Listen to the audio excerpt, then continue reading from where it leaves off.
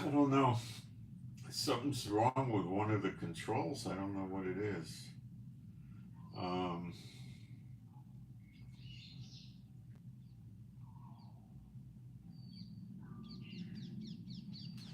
I gotta get this up on here. See if I got sound. I don't know yet.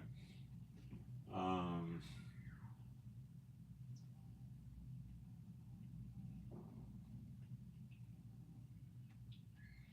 let's see if we got sound. I don't know.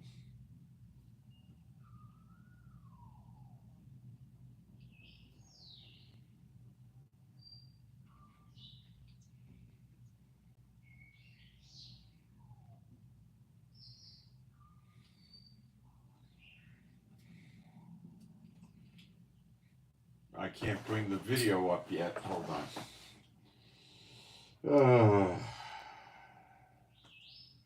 This is becoming a mess.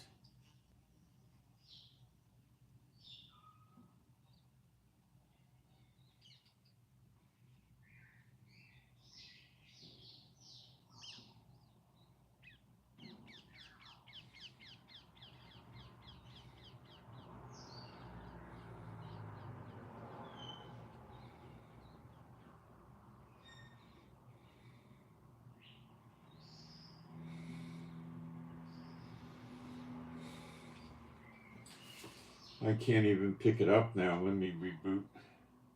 It's getting stuck.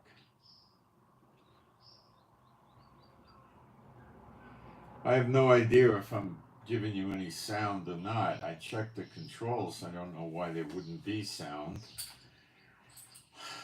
Something's wrong. Maybe I got hacked. I don't know. It's not easy to hack Apple, but I don't know why I don't have any sound.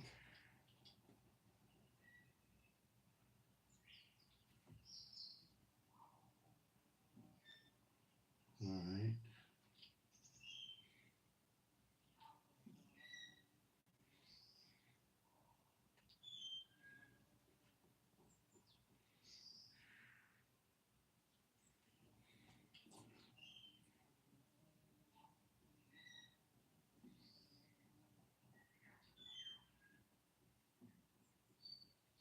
I can't tell if I got sound yet.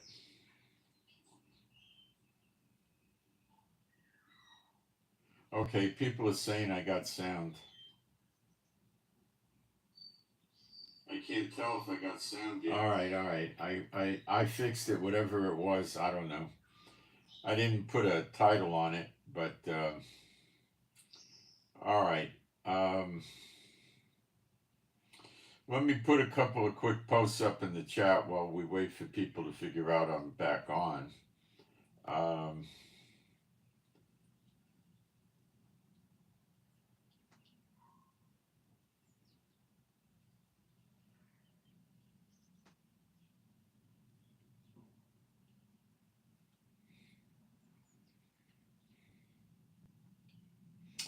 just be a second.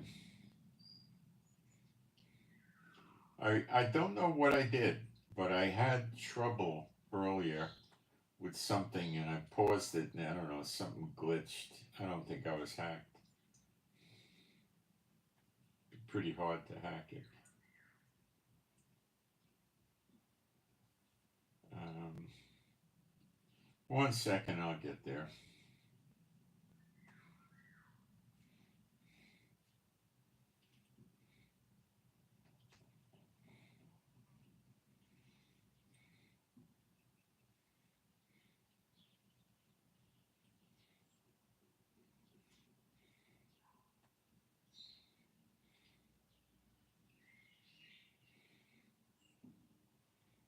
Almost done.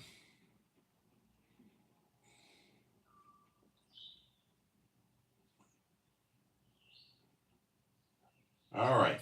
I'm going to do the praise again. There is no God like Jehovah. There is no God like Jehovah. There is no God like Jehovah. There is no God like Jehovah. There is no God like Jehovah. There is no God like Jehovah. There is no God like Jehovah. There is no Messiah like Yeshua. There is no Messiah like Yeshua. There is no Messiah like Yeshua. There is no Messiah like Yeshua. There is no Messiah like Yeshua. There is no Messiah like Yeshua. There is no Messiah like Yeshua. Hang on, I gotta put the air conditioning on. I'll be right back. It's getting stuffy in here. I gotta bring the little dogs in too. I'll be a minute. People have a chance to come in. Sorry about that. I'll be right there.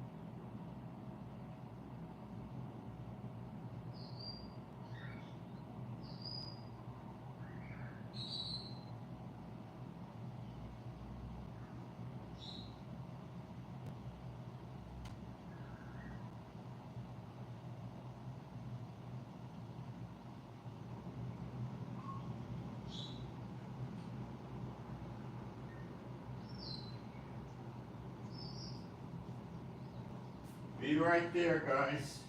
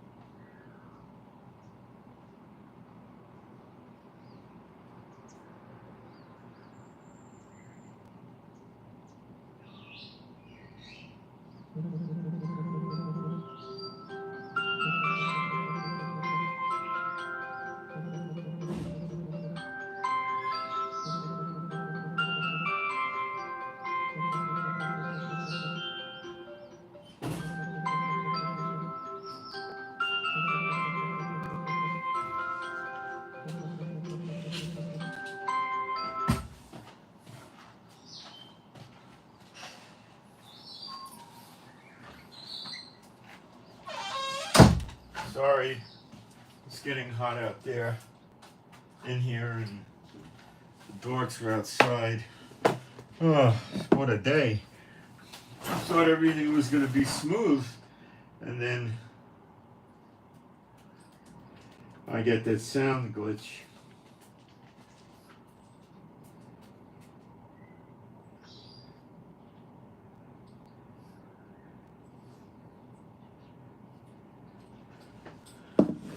Okay. Oh. All right. So, I did everything without sound. I didn't realize it. All right. So, Israel is delaying its attack. I've got hard reasons why. I'll explain. The THAAD missile systems from America, coming with 100 American soldiers to operate it, which Iran threatened, by the way. They told America that they were endangering the lives of their soldiers by bringing them here to operate the THAAD missile system. The THAAD missile system is an anti-missile system that works at a rather high altitude. The Israeli Iron Dome works at a rather low altitude. You could see them, it's easy. The David Sling and the Arrow 2 work at higher altitudes than the Iron Dome.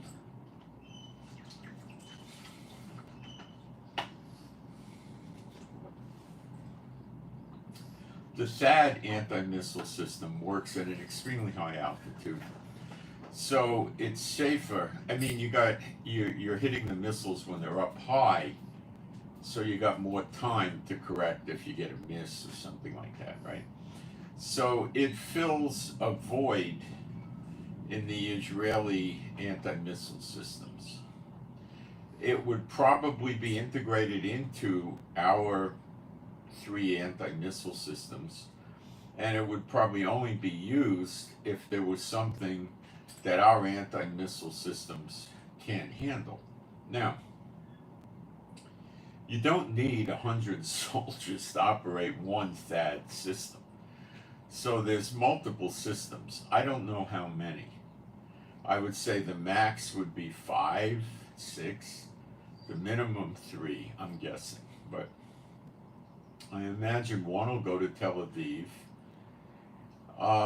one will go to Haifa, one might come near Syria, which would also be near Iraq, and one might go down to the Eilat area in the south to stop anything coming from Yemen if Iran transferred some high-end Russian missiles to Yemen or something. I don't know. They're not talking, and why should they? But Iran is indicating they were trying to kill the American soldiers. All right, so that's one reason why the attack was delayed. The intel could be they've got some sophisticated missiles, be they made by Iran or made by Russia. They probably don't have very many. The last time the scuttlebutt I picked up in Israel, the attack a few weeks ago from Iran, is they hacked our electronic defense network. So when their missiles come in, we have electronic countermeasures that mess up the navigation and the controls of the missile. They stop it from communicating with the home base, stop it from receiving radar, get false radars or whatever. That won't be the case today, I'm sure. The GPS systems in Tel Aviv have been turned off because they could have drones or missiles that try to rely on our own GPS, which is like Google Maps or Waze, those things. In the north, the GPS systems have been turned off for a long time. If we turn a GPS system on now, it shows us that we're in Beirut, Lebanon. So that would make them think they're attacking Lebanon. Now, that wasn't done before, but they're targeting Tel Aviv a lot nowadays. Okay, so we got the THAAD missile system. The Abraham Lincoln Aircraft Carrier Group is still in the Middle East. It's near Iran. I don't believe it's in the Persian Gulf. It's just outside the Persian Gulf in what's called the Sea of Oman. So it can be effective. The Jordan and other states, I guess UAE, Saudi Arabia, Kuwait, I think, and Bahrain, and they went to Iran and said, "Oh, don't attack us. We're not going to let the Israelis fly over our airspace." Well, I don't believe that's true, and I don't believe they're going to be able to detect the F-35s. And I would think that it would be a very rare day in the world that Jordan or Saudi Arabia or UAE or Kuwait or any of them attacked an Israeli plane. So I think that's just chatter, and I think Iran ignored it, and they're still saying things to the effect of, if Israel attacks us, we're going to light up the whole Middle East. We're going to go after the oil refineries and the ports and piers that offload the oil onto the ships to be distributed around the world. In addition, Iran did not say this, but they could shut the Persian Gulf or attempt to do so using their Go Fast boats, which They have in excess of 1,500.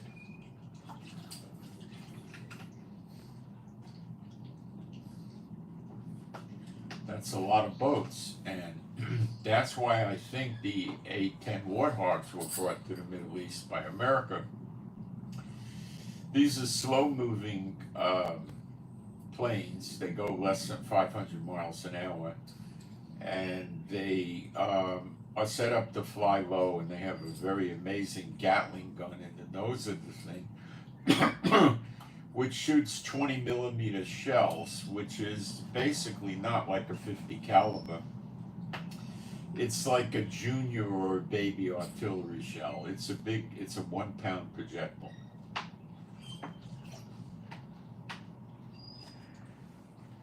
They could fire Full Metal Jacket, they could fire incendiary, and they could fire incendiary and explosive rounds of this. And it shoots at approximately 3,300 rounds a minute. You gotta understand, over 3,000 rounds in a minute. When you hear this thing goes off, it's not like, it's like, you know. So he squeezes the trigger. I guess he's got a preset on the trigger. He could probably control a 5 or 6 or 8 round burst or something like that. That's about what they'll usually use. So it's just going to go, you know, and it's going to be a nice burst of bullets. And I believe they have ways of aiming these with probably lasers, radar, and other things. Optical sights, and you know, it's highly accurate. So they could just fly around and spray 1 or 2 bursts at the motor or just anywhere in the fuselage of the go-fast boats and break it up.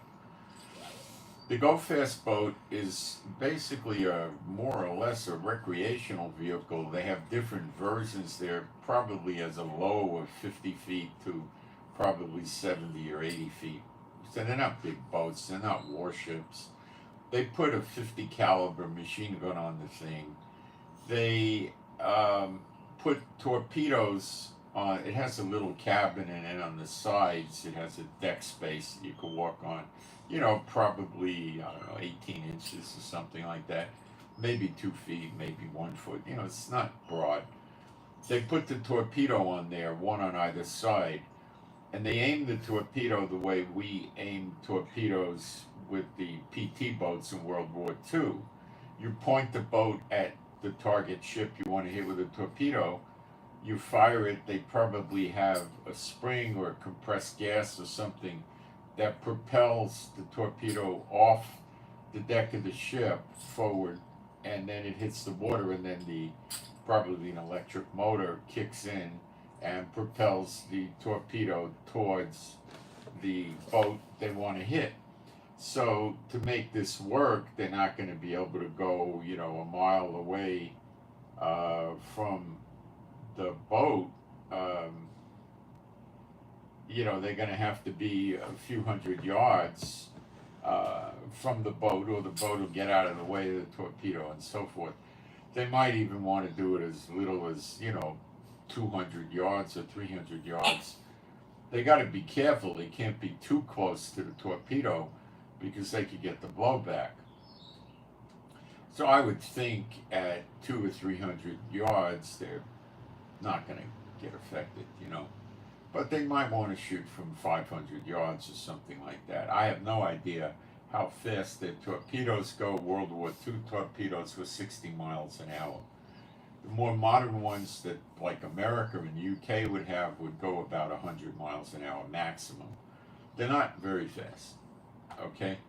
But warships are rather large, and it takes a long time. If you aim at the broadside of the boat, you know, the sides, and you got a 350-foot destroyer or something like that, it's going to take the destroyer a little bit of time to get out of the way. But these torpedoes can cover, you know, 200-300 meters pretty quick. So they could shut the Persian Gulf, which would stop, and the area around it, which would prevent Oman Saudi Arabia, UAE, Bahrain, Qatar, and Kuwait, probably Jordan as well, from sending any oil out. And the idea there would be to create a crisis to cripple Europe and America by spiking oil prices. The problem is, due to shale oil procedures in America, they have a more than sufficient amount of oil to meet the needs of America, and probably, I think it's about 25 million barrels a day, and they can probably supply NATO with a reasonable amount of oil also. Of course, Russia's not going to sell any oil to NATO. But how many days is the Iranians going to manage to close the Persian Gulf? I mean, come on, a week maybe? It's not going to take a long time. Okay, America and NATO are not going to sit on their hands and watch these lunatic psychopaths create an oil crisis that affects the whole world. NATO will start bringing in aircraft and ships, and it may take 10 days even, but they'll suppress it. And NATO's got more than sufficient reserves to go 10 days. And, some of the countries may have to go to rationing or something like that, but I doubt it. I don't think it. They'll move quick on it. Okay, so the Harry Truman aircraft carrier is another reason for the delay. And I thought it would have been here by now, but as of yesterday, it was crossing the Gibraltar Straits, which means it was entering the Mediterranean Sea from the Atlantic Ocean. I thought it would be moving quicker. For some reason, they're not going fast. I don't know why. Maybe they told them to take it easy and not get here too soon because they had other plans in mind, the Americans. So, I don't know. Probably. The ship traversing the Mediterranean, I would say, could be, depending how fast they go. If they go 5 knots, this is going to be a long time. But I would say 2 or 3 days, and they'll be pretty close to Israel. Okay? Maybe, I would say by the end of the week, they'll be in the area near Israel. So the Abraham Lincoln Carrier Strike Group will be taking down missiles as best they can from where they are. Going into the Persian Gulf would be rather dangerous for them because the go-fast boats could, they could send 50 of them at one ship or 80 of them or whatever they want to do, and it, along with another 30 or 40 drones, and it could be a rather serious catastrophe for the go-fast boat. For the American warships, rather. So the go-fast boats, these are small boats, and they're hauling. They're probably the slowest ones are probably going 40, 45 miles an hour, and some of them probably can go 55, 60 miles an hour, something like that. So, but at those kind of speeds, they're still not difficult to hit for the Warthog. Okay, I mean, they're not going 400 miles an hour. They're going like a car or even like a slow car. It's not a problem. Tanks don't quite go that fast, but they could approach it. So the Warthog's designed to hit tanks on the move. So there's no problem. You got a little bit of a problem because the aircraft is moving and the boat is moving and bobbing in the waves, but it's not a big deal.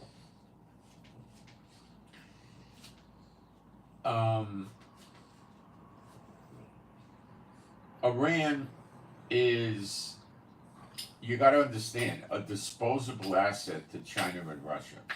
The top tier of this axis of evil, as I like to call them, although they're all evil, the top tier is Russia and China. They are not disposable assets. The next level down is North Korea, Iran, Belarus, okay? And they are valued proxies or assets, but they can be disposable if things are in dire straits. Okay. The next tier down from there is like Hamas, Hezbollah, Houthis, Venezuela, Cuba, things like that. They're not that valued at all. They're disposables. Okay. Yemen would be one, the Houthis, So,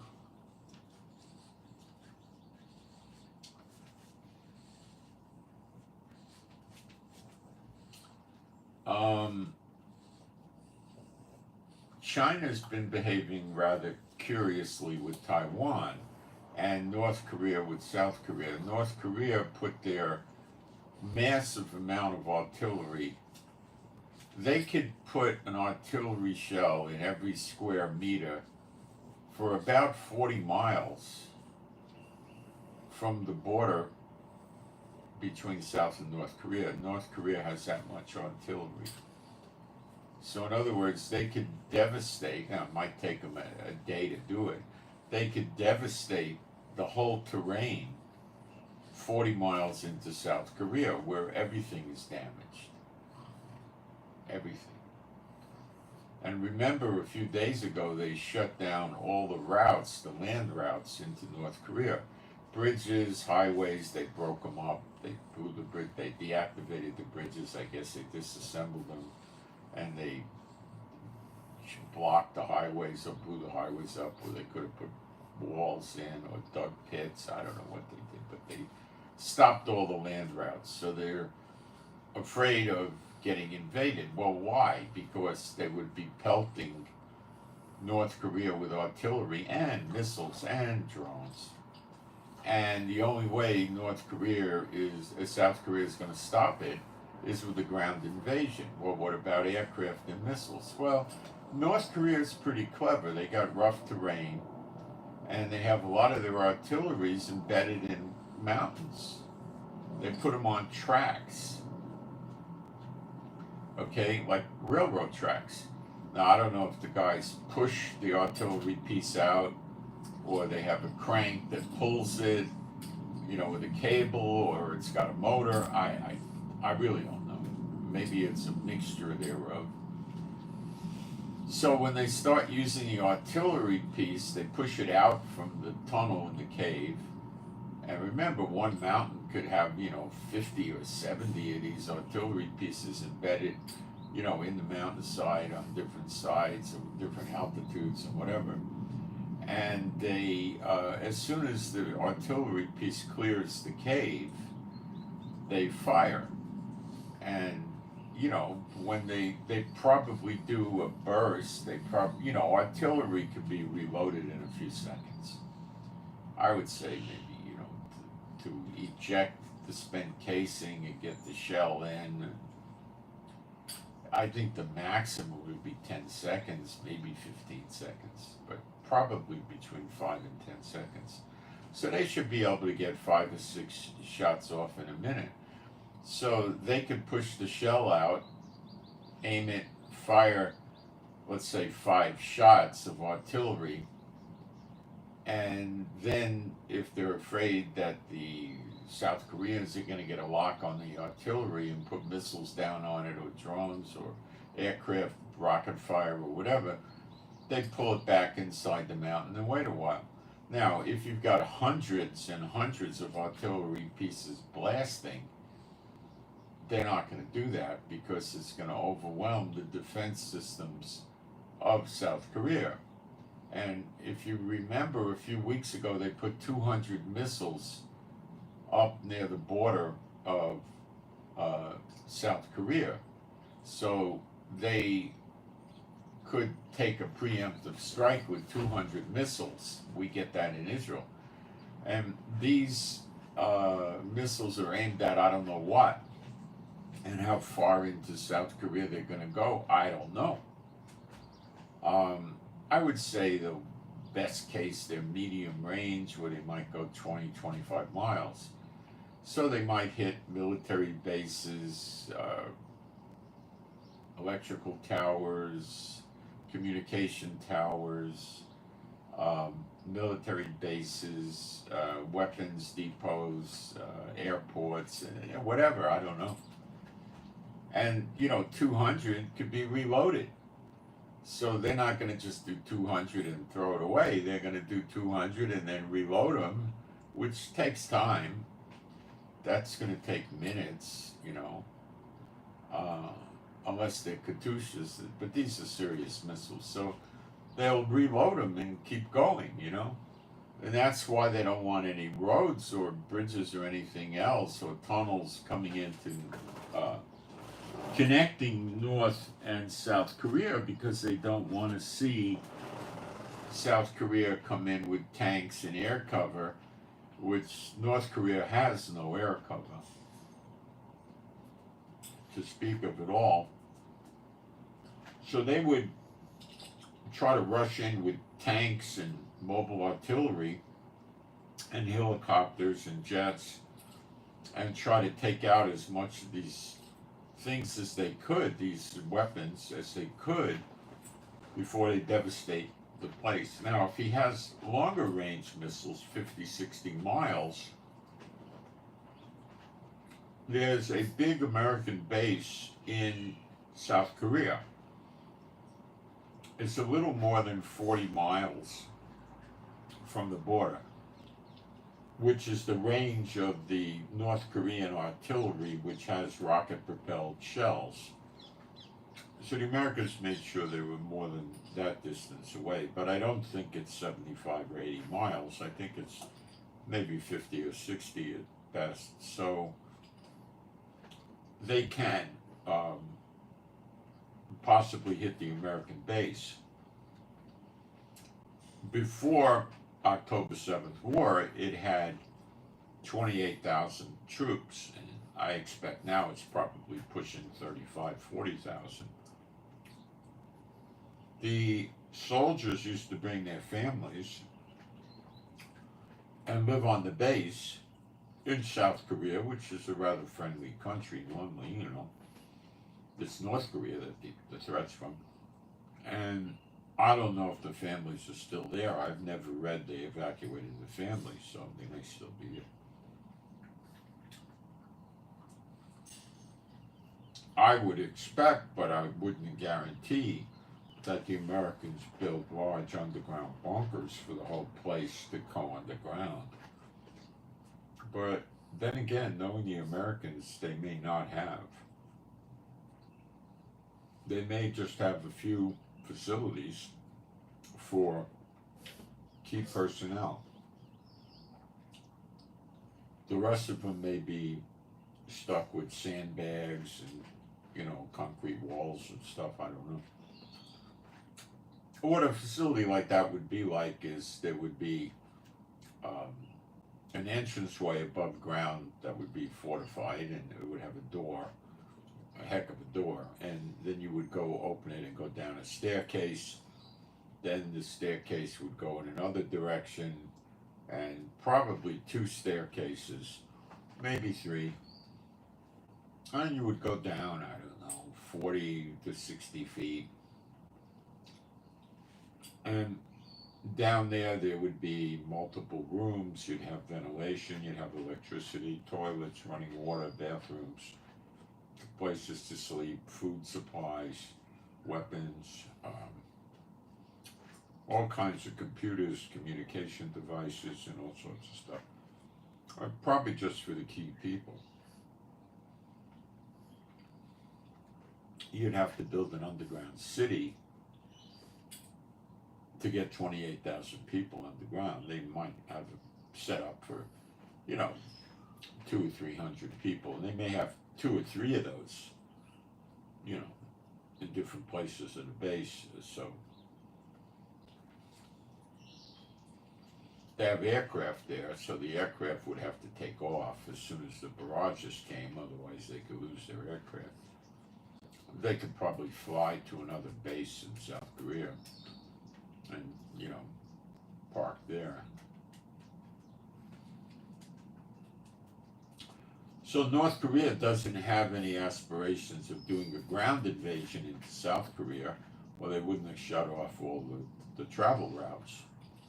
by land. So they intend to fight it on their terms, which is pelting South Korea with artillery, missiles, and drones. North Korea tanks are junk. They're not modern, and their aircraft are a joke.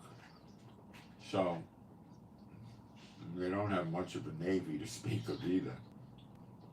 So they're basically gonna set themselves up to fight like the Hezbollah or something.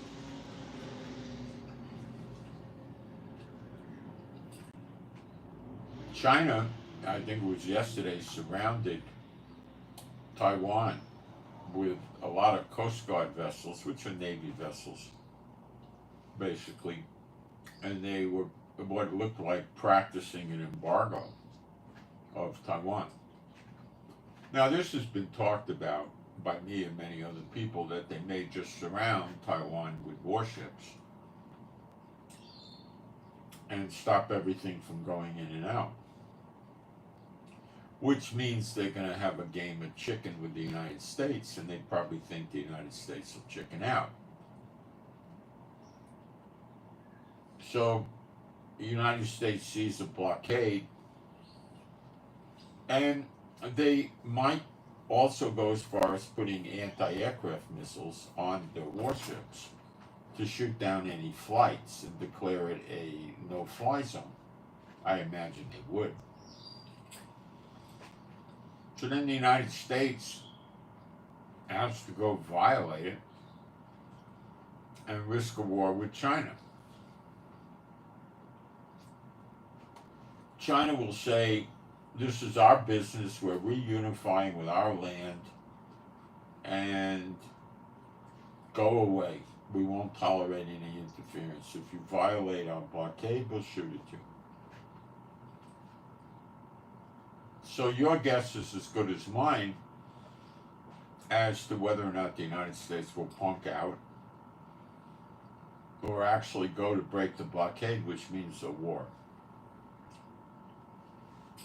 There'll be naval ships shooting at each other, missiles flying, planes bombing, the whole bit. Does the United States have the guts to do that just before an election? My guess is no, but I could be wrong. They might determine they have no choice but to proceed. I don't know.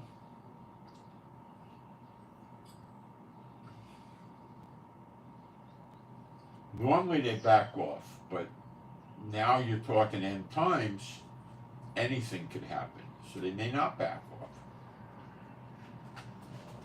Now, why would China be doing this? Well, I'm going to explain that to you in a minute. I'm going to step out for a quick minute and I'll come back. China's seeing a golden opportunity right now to get rid of America. But I'll be right back.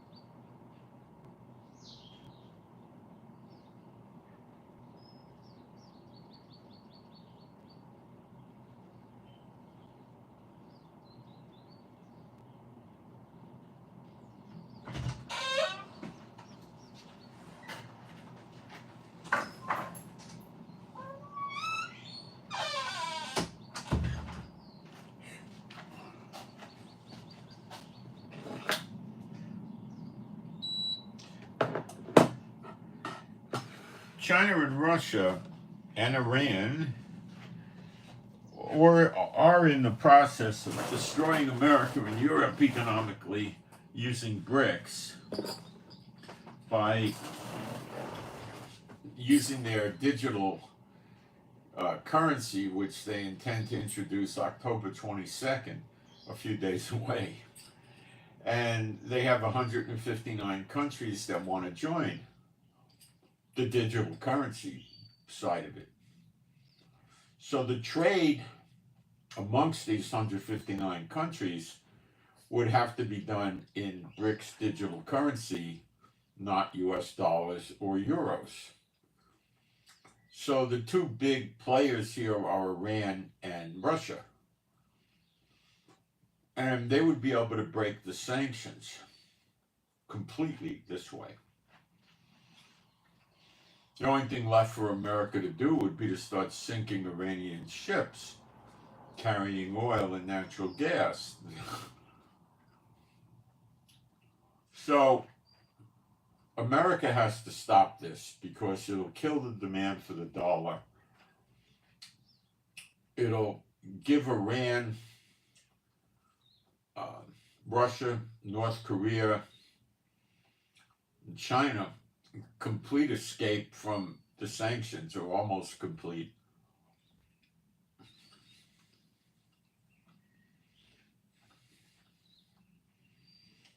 And this digital currency is going to be backed by a basket of commodities, which they're going to announce on October 22nd to the 24th. So it would likely be the country pledges a certain amount of wheat, rice, potatoes, cattle, horses, gold, silver, whatever. And depending on how much they pledge, they get that much in digital currency.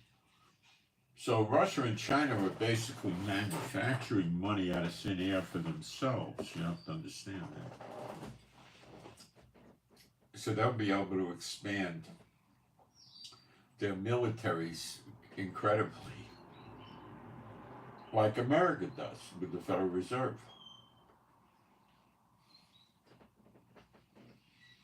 Many of these countries want to get away from American sanctions. America weaponized the banking system. They punished people. They fined France $9 billion for violating their banking laws, which was not against international law. So you have 159 people, plus those already in BRICS, which I think is 9, that want to get away from American banking controls. America went too far. If this goes through, America and Europe are finished. They'll be third world countries. They can't let it happen. They have to stop it.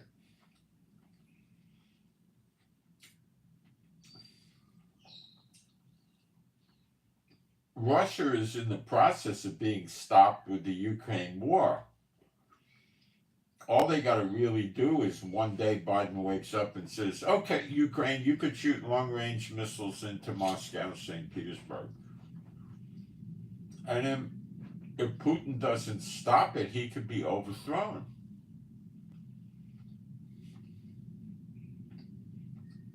Okay?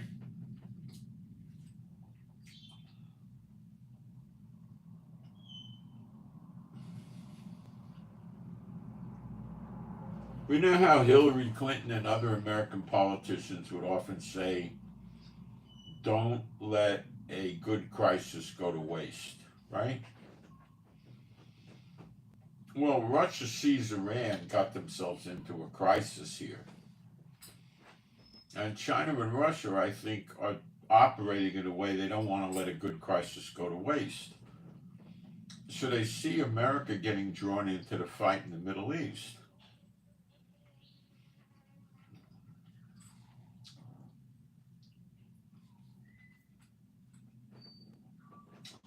The Houthis a few days ago in Yemen threatened to go into open warfare against the U.S. and U.K. Navy ships and Israel. I'm sorry, America, U.K. has no ships here now.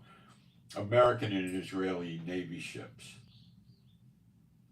So I guess they're going to use small boats, unmanned naval drones, and whatever. Air drones, Navy drones, missiles, I don't know.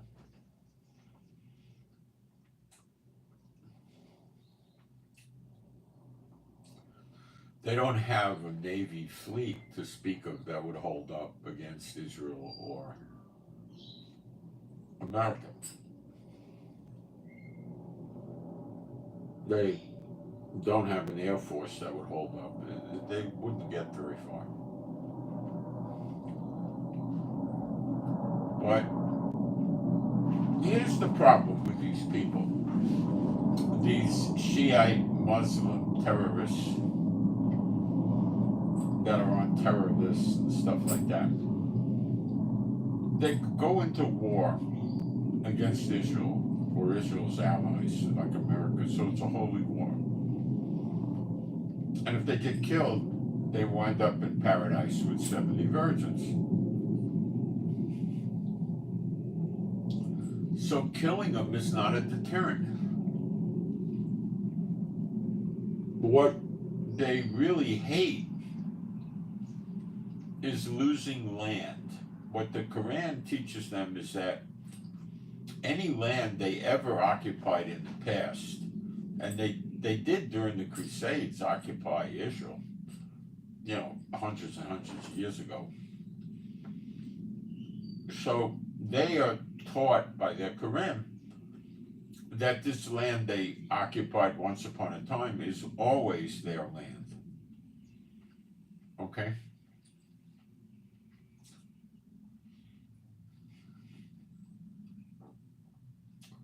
So what we're talking about now with Gaza is to have Israel occupy northern Gaza to some extent, which basically borders on Ashkelon and Ashdod. So they've hurt those cities very bad because they're so close. So what does that mean? We occupy it, we keep soldiers there, we set up housing communities there. I don't know. But the thought going around in Israel is the only thing that shows them that they lost and they got punishment is to take their land away. Maybe the idea is they'll start thinking that their God's mad at them or something. I don't know.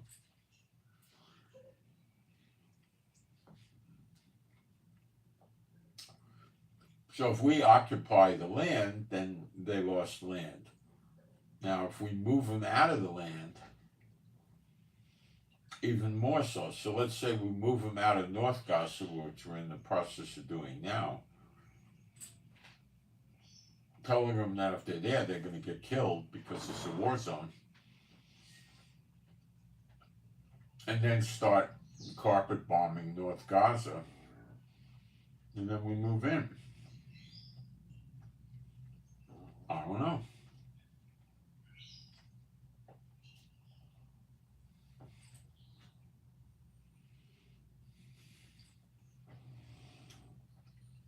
There's no good methodology that Israel has today to get the remaining Hamas soldiers out of Gaza other than kill them. Nobody will take them. They're not leaving. They're happy to become martyrs. So what do we do?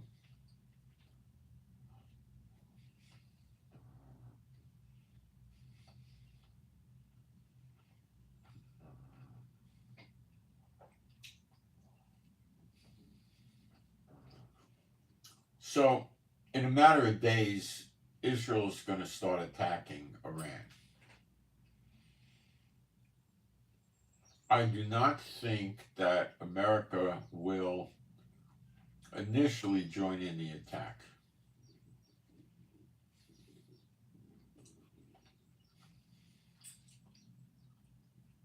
It's going to be multiple days of attacking to shut the missiles down. Remember, America thinks it's funny for Israel to get pelted with missiles. See, what Iran is trying to do with Israel is have the proxies keep attacking Israel with missiles and drones constantly. It hurts the economy, okay? It kills tourism. We got to spend a lot of money.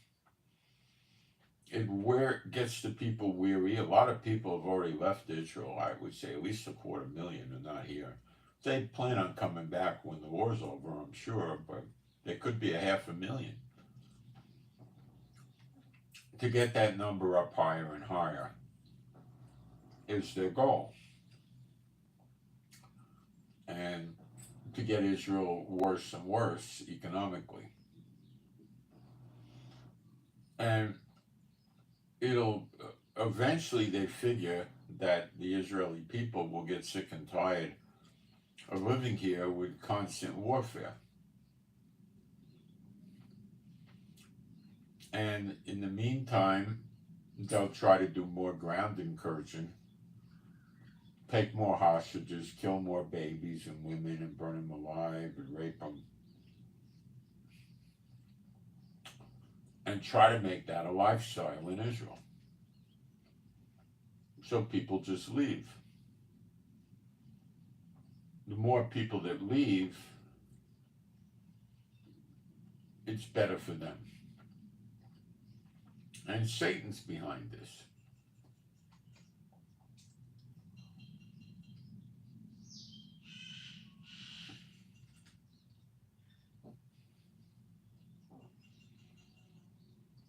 Satan knows where we are in end times, and he knows that if Israel has a temple here, the glory of God is here, Elijah and Apostle John, the two witnesses, are working here. His goose is cooked.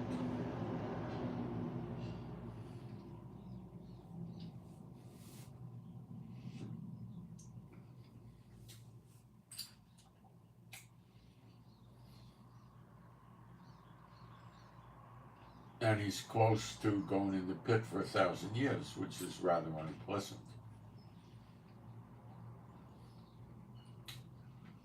So he's using these countries with a terrorist orientation to just pound Israel.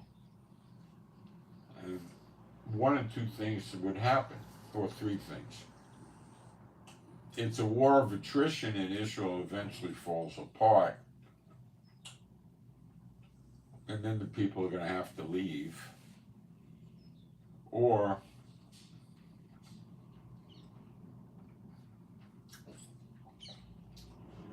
Israel may go for a peace treaty and give the West Bank back with East Jerusalem, which is the actual geography that the temple would be sitting on. And he puts that in Muslim control, so there's no temple. No place for the temple. Then he could breathe easier. That's his plan.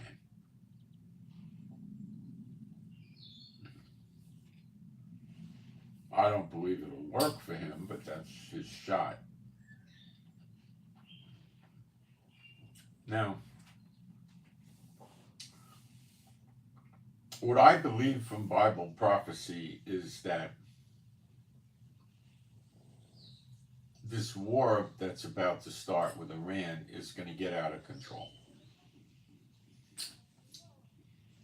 And it's very easy to understand why.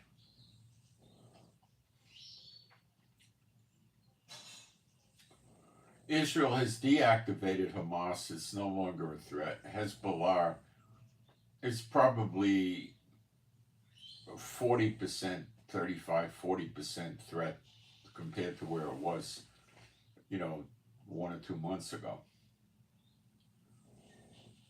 Okay?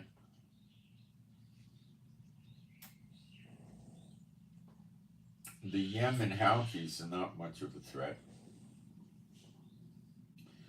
So Hezbollah is going to bite the dust in a few days. Maybe it takes 2 weeks. I don't know. It's every day and night, we're knocking out weapons systems, storage facilities for weapons, for missiles, communication centers, command centers, intelligence centers, barracks. It's just a matter of time. We saw this in Gaza. It takes a while. It really does. But you do wear them down by just picking it off. And then all of a sudden you start seeing you go a few days without a missile. Then you get missiles again. Then you go a few days. And finally you start going a week without a missile, 10 days, 2 weeks. And they're basically not of any significant importance. And then why should Iran continue to fund them unless they could make a revival and come back to kill Israel again? For that to happen, the Rafah crossing to Egypt has to not be supervised by Israel, and they could smuggle weapons in again. But Israel doesn't want any part of that. So once they're deactivated completely,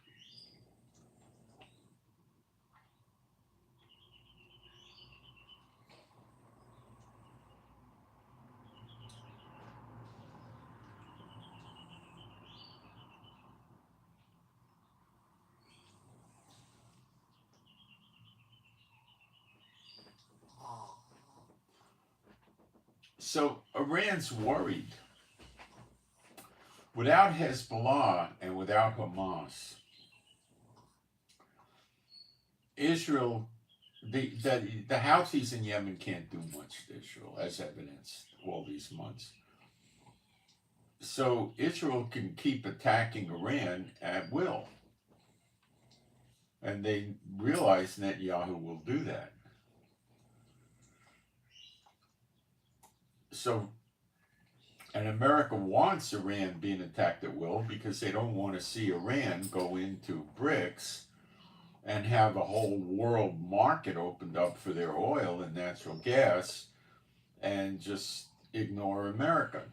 And also, Iran threatening to destroy all the Middle East oil-producing countries is a massive threat on America. So America is very close to attacking Iran. Not because they're going to try to destroy Israel, no, for these other reasons.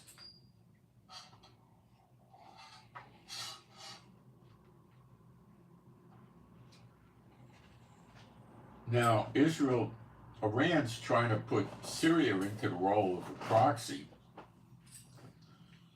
against Israel. And Assad's not resisting the Israel invasion. So I think Assad realizes that if he puts on the role of a proxy for Iran, he'll be targeted, assassinated, for sure. And Damascus will be a ruinous heap, which is the prophecy.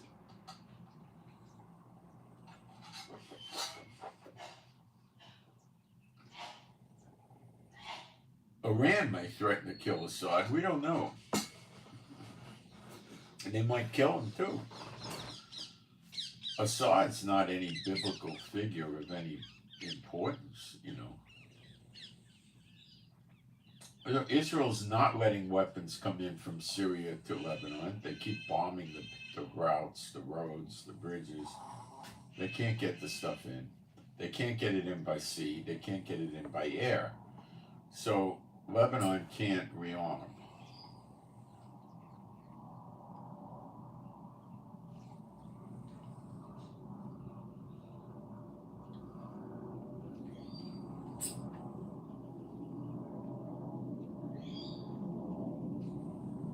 Lebanon just can't rearm. That's it. So that's another problem they got.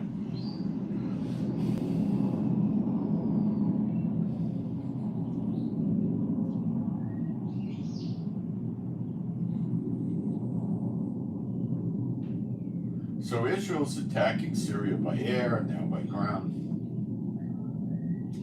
to make sure that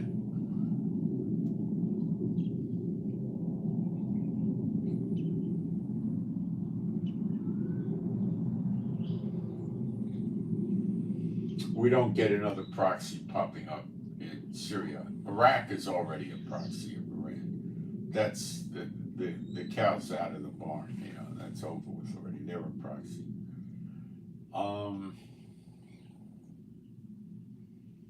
So what do I think is going to happen? I think that something is going to go astray. Iran's going to say, this stinking Israel, they're going to just dig their heels in, go in their bomb shelters and fight. But the problem is they're going to be taking apart Iran day by day.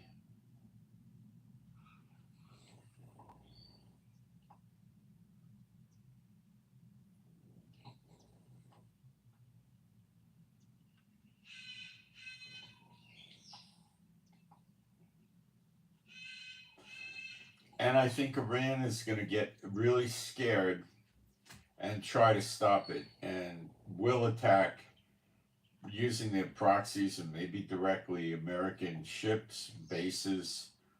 And there's American bases, 5,000 in Kuwait, about that much in UAE, maybe more in Bahrain, at least, I would say at least 8 or 10,000 in Jordan, and Saudi Arabia thousands, so they could attack those bases. Plus, there's small bases where they got 100, 200, 300 people in Iraq and Syria. Iran's back is to the wall, and they're going to say America is a very cowardly country. Biden is an idiot. Let's push hard against them and see if they really got the stomach for a fight. I don't think they do. But again, Iran's desperate. They're going to find out this time that America does have the stomach for a fight because of BRICS. And they're going to go against Iran. And I mean bomb them. And it's not just going to be America. It's going to be other countries with America. Let me look at the chat and see if there's questions that I should answer, or if anybody's putting bad things up. I'll be right back. I'll be here, but I'm going to look at this. I have no idea why the sound was out on the iPad. I think it was something I did just before I went on, but I don't know what it was.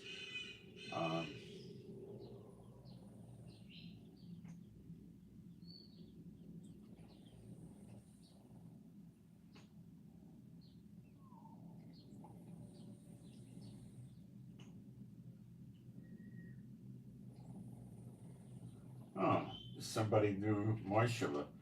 If you're Israeli and you're very friendly with somebody named Moshe, you would say Moshe. Like if you had a friend that his name was Steve, you might call him Stevie, something like that. Or John, you call him Johnny. It's a familiar.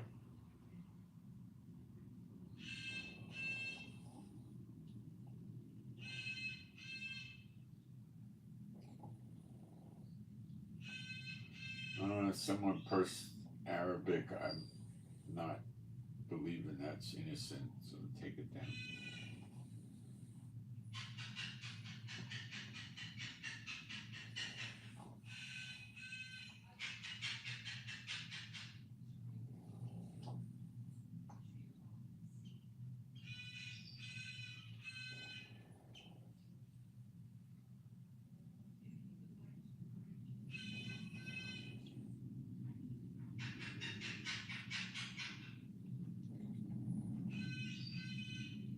I believe someone was quoting North Korea by saying they have 1,000 artillery units locked and loaded. That's very dangerous.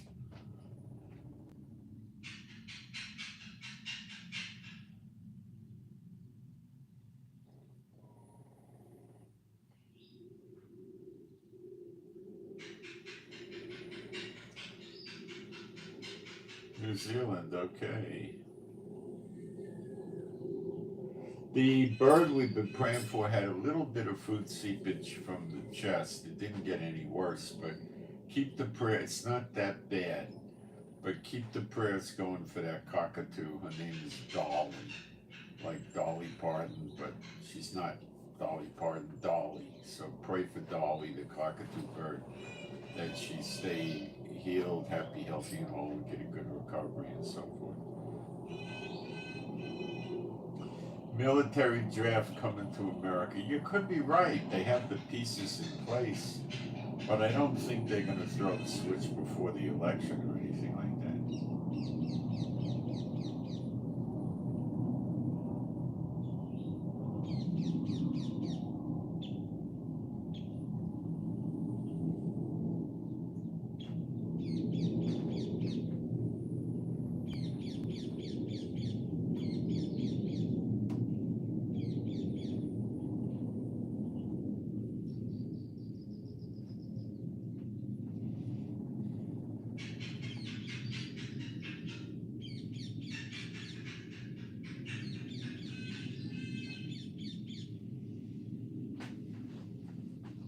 The BRICS is the biggest thing America's afraid of right now.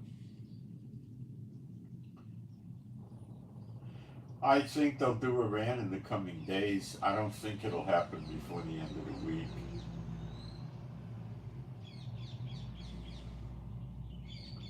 Oh, we've got a real genius here. King James of Judah, okay? Revelation 2:9 and 3:9 are imposters. That's the synagogue of Satan. Genius, if you notice, those synagogues of Satan were not in Israel, both of them. So why don't you get your head screwed on straight, okay? Because you're obviously anything but a Bible student.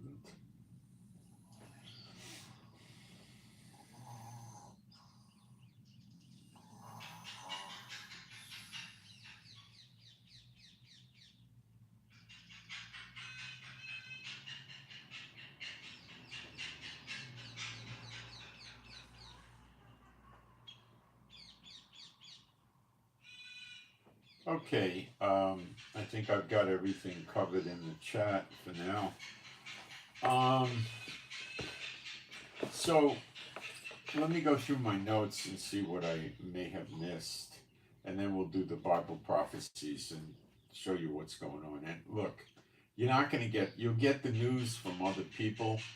They won't put it together with Bible prophecy right. I don't know anybody that does that now.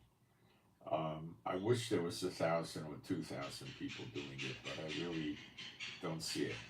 There is a prayer request for AP, Alpha Papa, AP, Alpha Papa, prayer for prayer for a part-time job where there's no work on the Sabbath. Alpha Papa, prayer for a part-time job with no work on the Sabbath.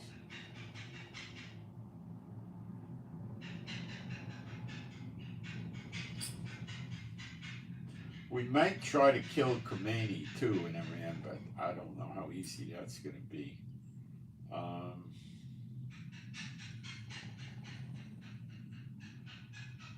It's not that easy of a thing to do.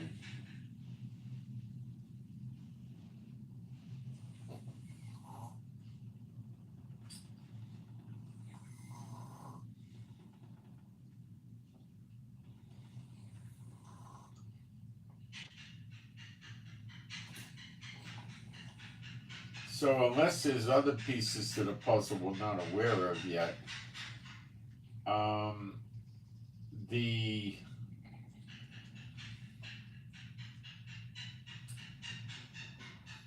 THAAD missile system and the Harry Truman aircraft carrier group were two good reasons for a delay. Plus, Israel recently, a few days ago, cyber attacked Iran all over the whole country and hacked into a lot of their systems and got secret data. So they have to analyze this new information, which, would give them strike packages and make a new plan with new target packages. It's a big process. Okay? All right.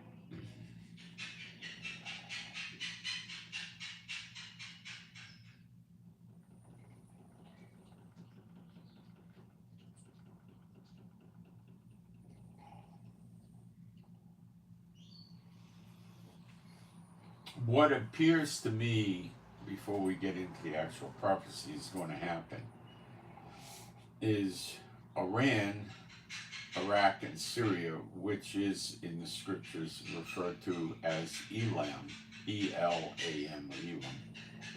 And that is composed of pieces of Iran, Iraq, and Syria. It was southwestern Iran and parts of Egypt. But these parts of the countries are now composed of Iran, so I don't see how you could attack a part of Iran without getting the whole place. But it tells us that Elam, which is Iraq, Syria, and Iran, Iraq, and Syria will be devastatingly attacked by her enemies. And the attack will be so bad that all the people have to leave the country, and they'll be scattered into every country of the world. And then the sword will chase them. So they'll probably be declared terrorists and hunted down, or I don't know what. But that's a major prophecy. It's not yet been fulfilled. And I'll read you that. It's in Jeremiah 49. As a matter of fact, to get the picture, let's just go through Jeremiah 49. You'll get the idea pretty good from here. Concerning the Ammonites, thus saith Jehovah, hath Israel no sons, hath he no heir?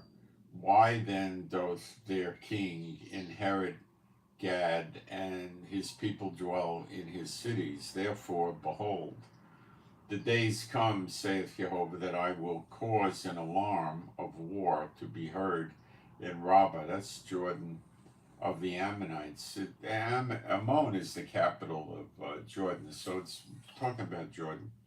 And it shall be a desolate heap, and her daughters shall be burned with fire. Then shall Israel be heir unto them that were his heirs, saith Jehovah. So we're going to get Jordan back. Ammon is northern Jordan, Moab is central southern Jordan.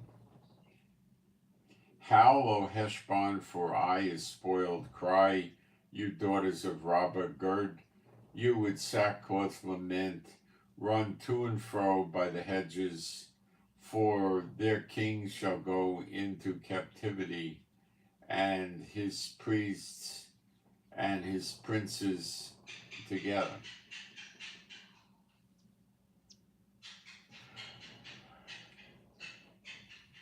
Wherefore glories thou in the valleys, thy flowing valley, O backsliding daughter.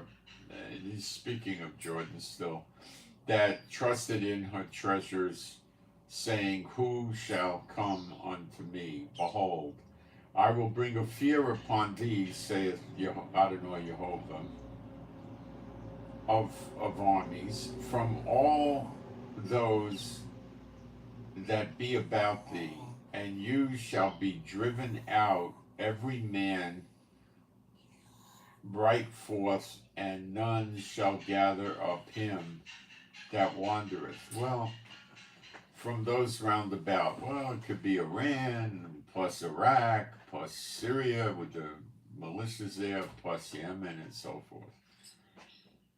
And afterward I will bring again the captivity of the children of Ammon, saith Jehovah.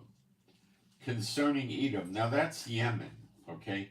Thus saith Jehovah of armies, is wisdom no more in Taman? Now Taman is the Hebrew name for Yemen. It means south. You could also refer to it as Sheba, like the Queen of Sheba too, but Edom is Yemen, and Yemen is Taman. Is counsel perished from the prudent? Is their wisdom vanished?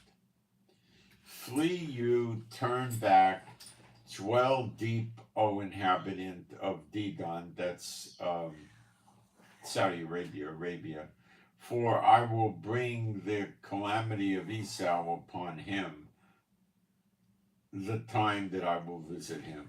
So that's Arabia, Saudi Arabia. Saudi Arabia means the Saud family. That's what the Saudi comes from, and Arabia. So they're saying that Arabia is the family business. It belongs to their family. Well, who the heck are they? Did God give it to them? No. If grape gatherers come to thee, would they not leave some gleanings of grapes? If thieves by night, they will destroy till they have enough. But I have made Esau bare. That would be, I believe, Yemen. It could be Jordan, though.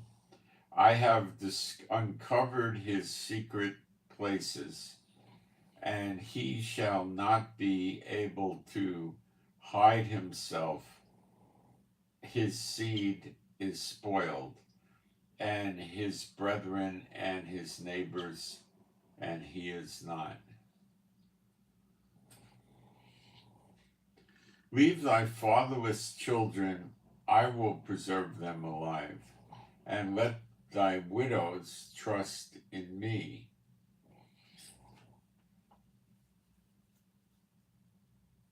For thus saith Jehovah, behold, they whose judgment was not to drink of the cup have assuredly drunken, and art thou he that shall altogether go unpunished.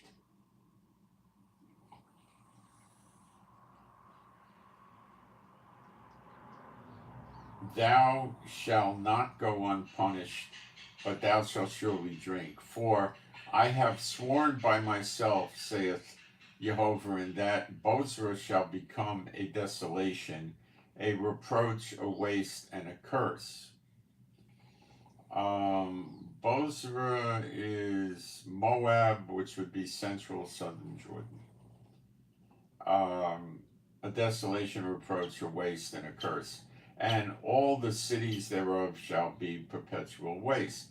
I have heard a rumor from Jehovah, and an ambassador sent unto the heathen, saying, gather you together and come against her, and rise up to the battle.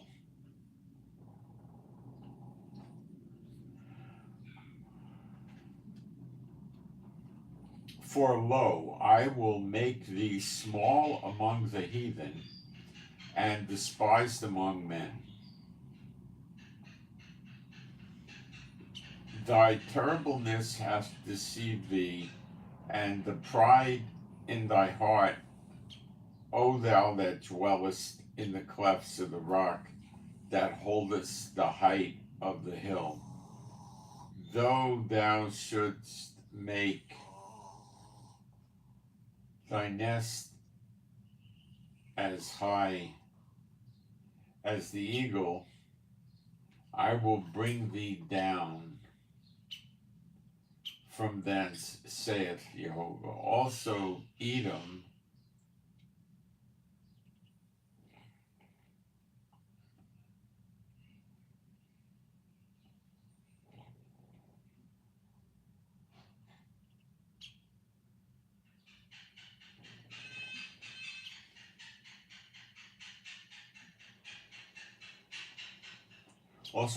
shall be a desolation. That's Yemen. Every one that goeth by it shall be astonished, and shall hiss at all the plagues thereof. So we're not going to occupy that place. But, they've lost their mind in Yemen. Obviously they're crazy. They're attacking American ships, British. They're crazy. They're attacking the whole world. The whole world is shipping. They're out of their minds. They start believing their own lies. They're under delusions. They sit there and they think they're so powerful, and they're not.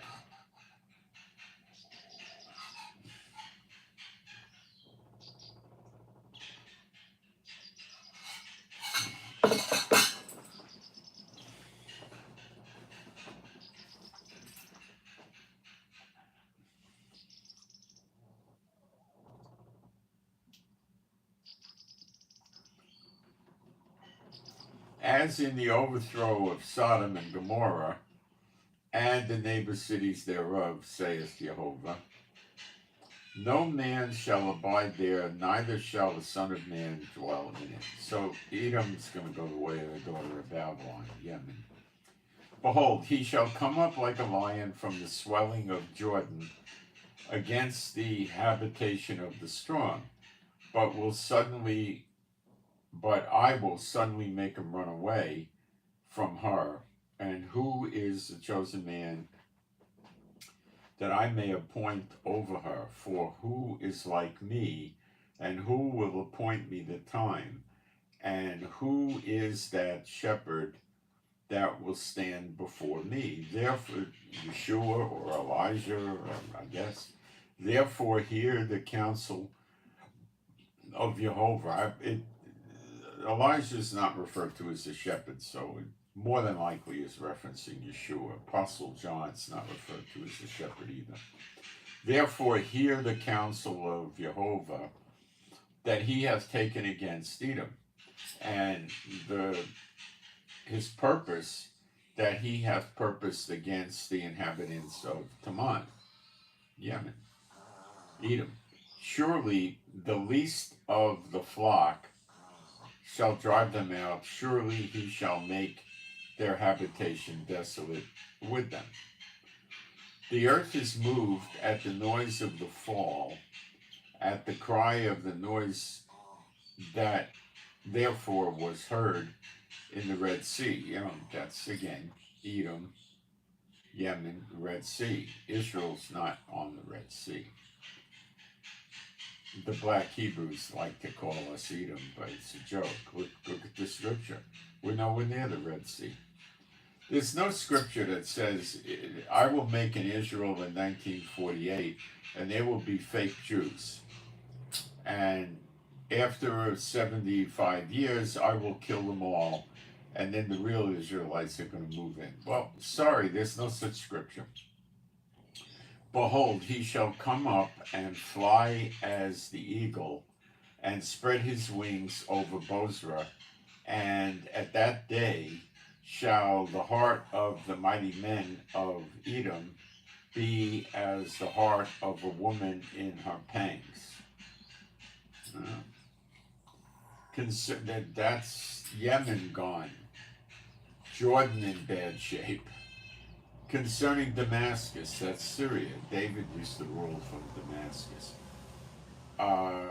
Hamath is confounded, and Arpad, for they have heard evil tidings. They are faint-hearted. There is sorrow on the sea. It cannot contain the quiet.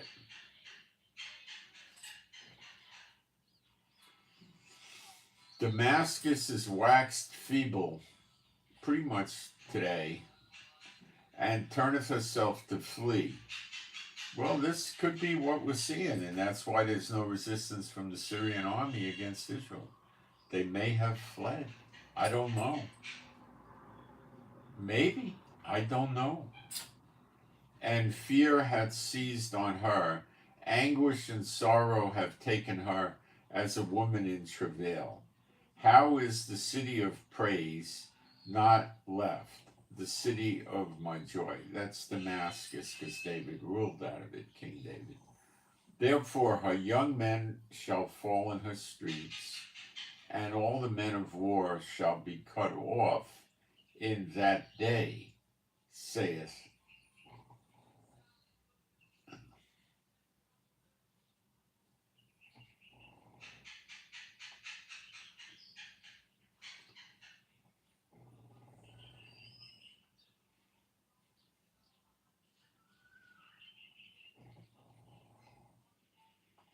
And I will kindle a fire in the wall of Damascus, and it shall consume the palaces of Ben-Hadad.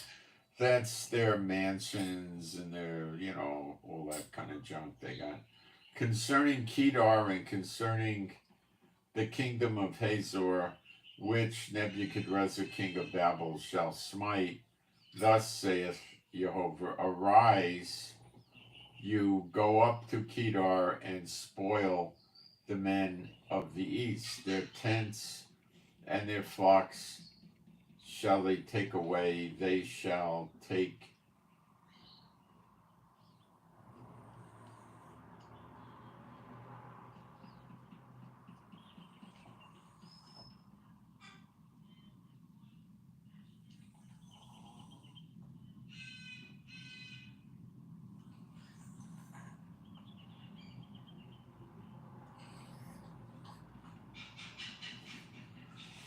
they shall take to themselves their curtains and all their vessels and their camels, and they shall cry unto them, fear is on every side.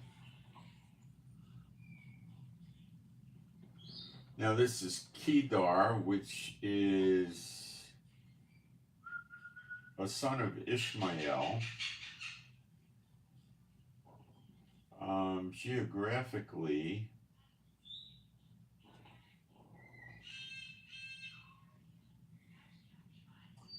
not sure where that is. Let's try Hazor.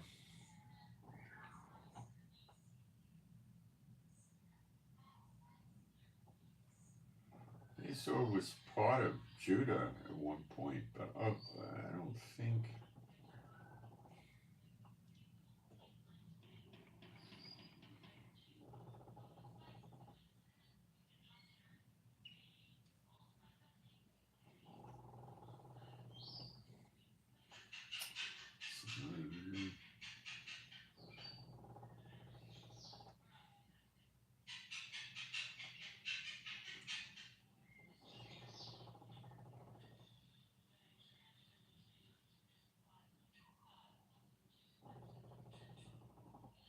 There's a Hazor in Saudi Arabia. I guess that's what it's talking about there.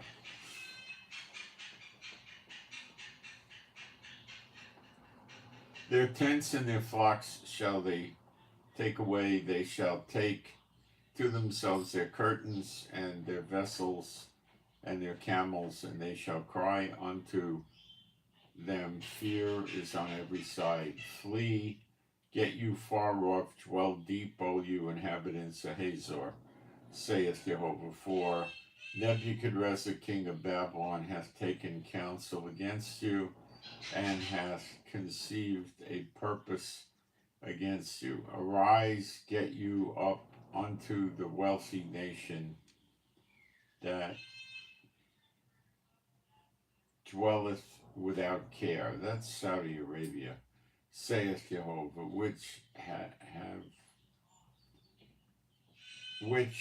have neither gates nor bars, which dwell alone. Saudi is sort of by themselves.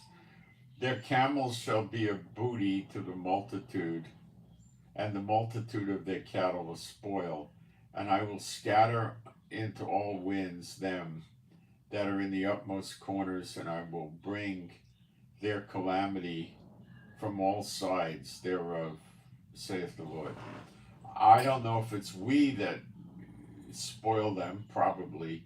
You know, these characters in Saudi buy, Brahmin bulls for $1 million and race camels and race horses for millions of dollars and stuff.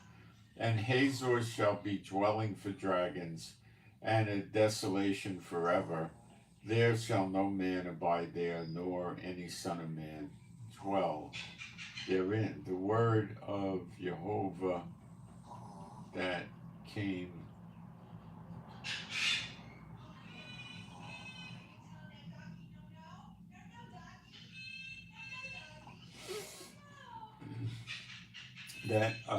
that came to Jeremiah the prophet against Elam.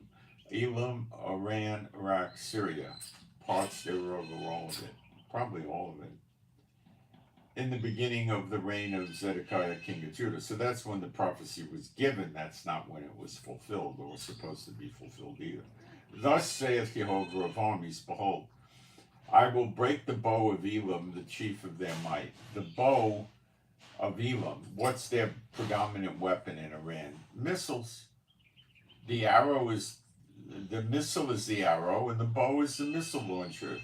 He's going to break it and the chief of their might. And that's what I believe Israel's going to do any day now. Bust up their missile launching capability. It's in the prophecy. And upon Elam will I bring the four winds from the four quarters of heaven, and will scatter them toward all those winds, and there shall be no nation whither the outcasts of Elam shall not come. For I will cause Elam to be dismayed before their enemies. Enemies plural. Oyab.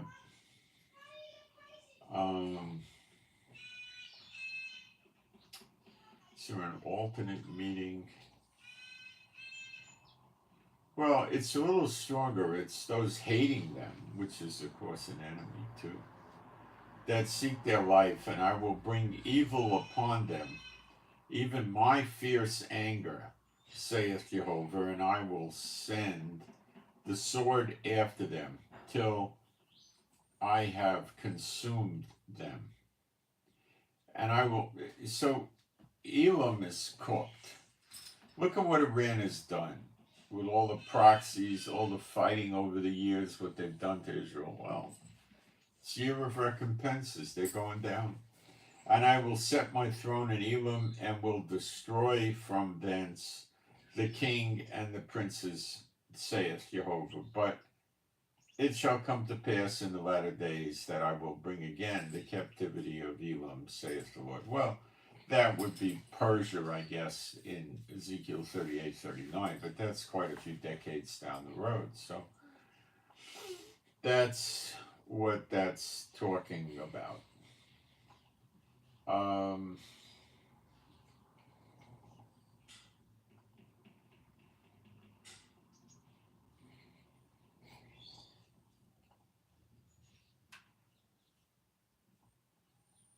I see a lot of you wrote me emails about no sound, and that was good that you sent those emails. Thank you.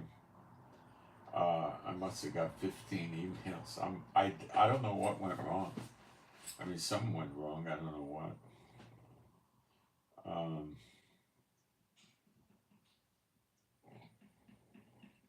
Every day people come in and write Trump 2024.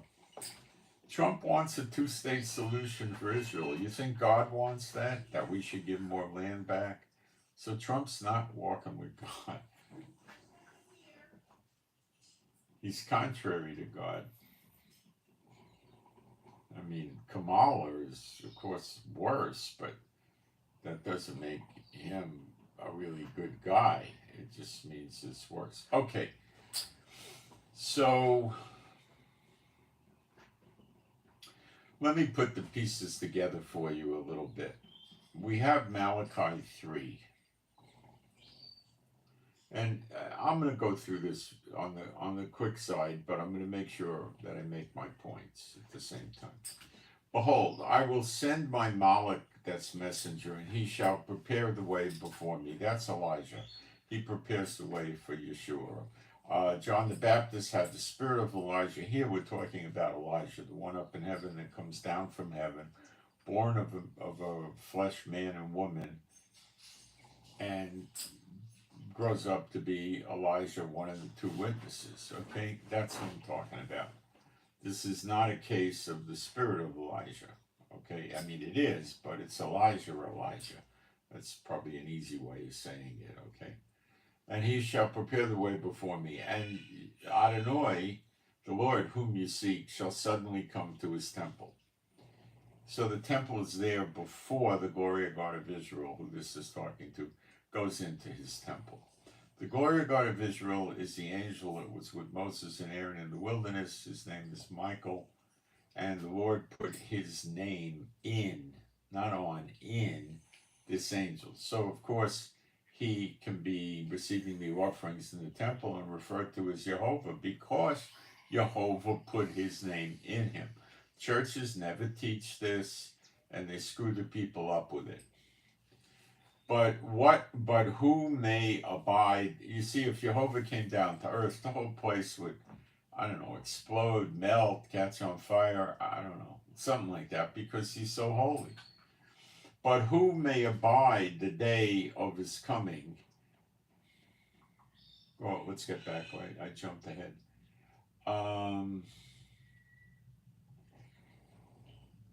Prepare the way before me, and Adonai, whom you seek, shall suddenly come to his temple. And then it goes on, it says, even the Malach, the messenger of the covenant, whom you delight in. That again is referencing back to Elijah. Behold, he shall come, saith Jehovah of armies. But who may abide the day of his coming? And who shall stand when he appeareth? For he is like a refiner's fire and like a fuller's soap. And he shall sit as a refiner and purifier of silver, and he shall purify the sons of Levi, the Levites, and purge them as gold and silver, that they may offer unto Jehovah an offering in righteousness. Then shall the offerings of Judah and Jerusalem, see, we still don't have all the land back yet, be pleasant unto Jehovah as in the days of old, as in the former years. So this is the blessings of the law coming on Israel. I know the church teaches the law is done away with and all that, but Yeshua said no.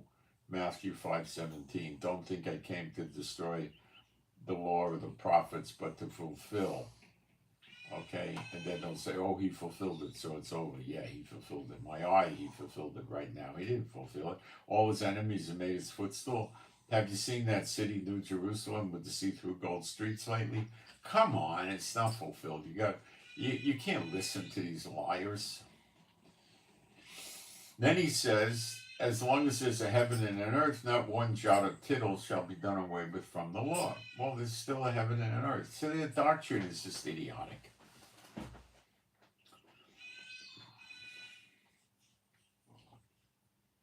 And I will come near to you to judgment, and I will be a swift witness against the sorcerers, the adulterers, false swearers, and against those that oppress the hireling in his wages, the widow and the fatherless, and that turn aside the stranger from his right, and fear not me, saith Jehovah. This is talking about getting rid of the bad shepherds in Israel, the rich fat cattle, the bad shepherds of Ezekiel 34. They go. Why would they go? Because they're going to fight against Elijah. Here's Elijah. The temple, this next temple comes down from heaven. It's not New Jerusalem. It comes down from heaven. We don't build it. In Ezekiel 43, we're told that we're given the law of the next temple and how it works, how you go in and out, and the rules. But we're never given enough detailed information to build the temple at all, like we were with the tabernacle. So we also will have the tabernacle again too. Just read the last 3 verses of Ezekiel 37. I'll read that in a minute. For I am Jehovah, I change not, therefore you sons of Jacob are not consumed. Even from the days of your fathers, some are gone away. Okay, so this, when you see Elijah there teaching the Levites how to do, cleaning the Levites up, purging the gold and the dross and the tin out of them and all that. That's not, this is how you cut the animal's throat. No. He's teaching them how to live. He's teaching them the heavier things of the law. Okay? Equal weights and measures, don't be biased, be fair. All of the things that we've covered for years. And this is, who the Messiah is, Yeshua. And these are the things that they need to know. And then when they're doing the sacrifices and offerings correctly with a good walk with the Lord, then the blessings of the Lord will come on. When you have a priesthood that's corrupt, and they're sacrificing the blind and the lame, and they're corrupt, then the sacrifices and offerings are not pleasing to Jehovah. It becomes a stench to him. But when it is pleasing to Jehovah, then you get the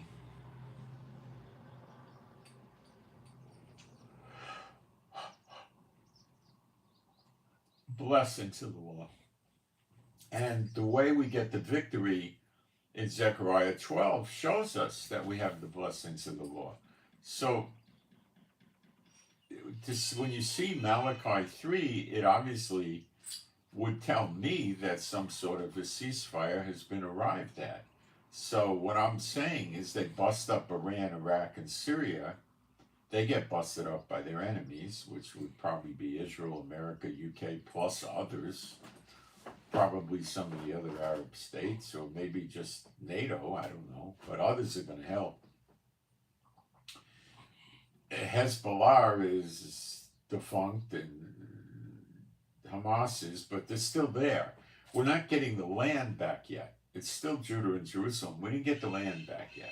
That will not happen until we come into redemption. So there's, like you could say, a period, which will be brief enough, of time when we have Elijah working openly, I'm sure with Apostle John, and we start doing the, maybe we start with the tabernacle, and we get the offerings down, and then comes the temple, or maybe we get the temple first.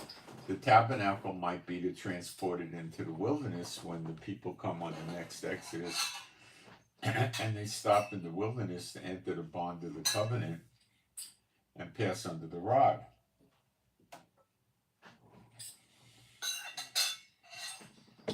And to enter the bond of the covenant, we might need that tabernacle over there. It's a portable thing. The temple's far from portable. So, the blessings of the Lord come on us. And then we get, after that happens, the glory God of Israel comes to his temple. You see that in Ezekiel 43. And he resides there, the house not made with hands. If you remember that scripture, you were probably puzzled by it, but this temple is not made with human hands. And then we have a period of peace, and the nations are going to get nuts.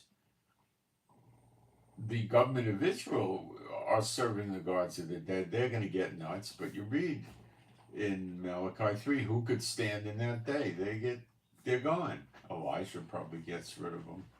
Maybe others. They're going to rise up against Elijah. Their idea of Israel is not with a temple, with the glory of God of Israel, with Elijah. It's with having some schmuck like Netanyahu, with them in his camp, running the country, and growing very rich, and so they're going to get mad, and they're not going to get too far.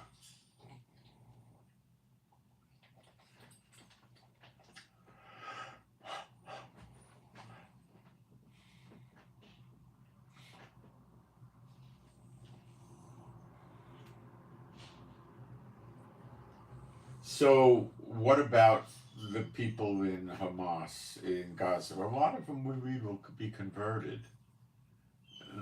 They'll probably still stay there. Like I said, we don't get the land back yet till we get redemption. And probably the same thing with Hezbollah. And then, but Edom will be kaput. Parts of Jordan will be kaput, So we'll be basically running around in a peaceful state for a period of time. I don't think it's going to be that long. How long do you think it's going to take Elijah to raise up the Levites and get them going? Like a month, 2 months, 3 months, maybe? I don't know. It'll be a blessed time. And then in Zechariah 12, we also read that Jerusalem has lots of believers in it. that's pretty much not the case today, believe me. So is that you guys that came over here? Could be, or is it people here that got converted? I don't know. I have no information to base that on. I don't know. I don't know who it is.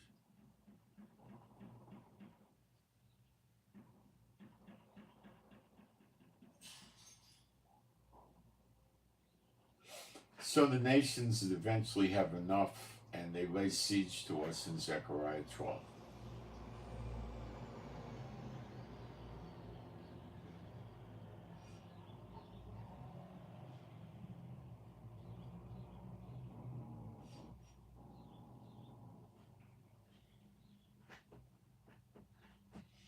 So this seems to lend itself to scripture, and then when that falls apart, because the nations are just going to have, I mean, Elijah, Apostle John, they're doing miracles, healings, they're serving the Lord. Satan's pulling his hair out. He knows what's going to happen. Satan knows what Israel's like when they have a temple and they're obeying the law, like with David, Solomon, and some other kings. He knows how bad it is, how real bad it is, like with Moses and Aaron. You know, he's not gonna want this at all. His power is through people.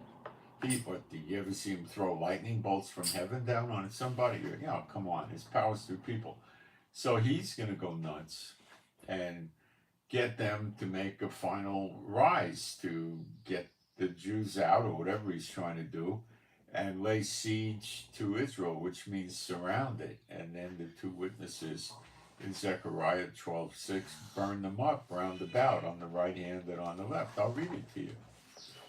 And the church doesn't teach this, I know that. It doesn't mean anything. It's still in your Bible. They just don't teach it. So ask yourself why they don't teach it. Like in verse Zechariah 12:2, behold, I will make Jerusalem a cup of trembling unto all the people round about when they shall be in the siege, both against Judah and against Jerusalem. So we still don't have the land back yet. And they're surrounding us. That's what a siege is. You surround you, they throw missiles in, they use catapults, arrows, or whatever, right? And that's what they'll be doing, like a blockade of us and stuff like that. They're going to try to get rid of us. And in that day will I make Jerusalem a burdensome stone for all people. All that burden themselves with it shall be cut in pieces, though all the people of, all the heathen of the earth gathered, well, it could be the land of Israel, gathered together against it. It could be the land of greater Israel, it could be the earth, but there's going to be plenty gathering against it, okay? So why is he calling Jerusalem a burdensome stone? Because Elijah's going to be there with the temple and working with the Levites to get things in order. And that's why Jerusalem will be a burdensome stone. But they can't do nothing to that burden.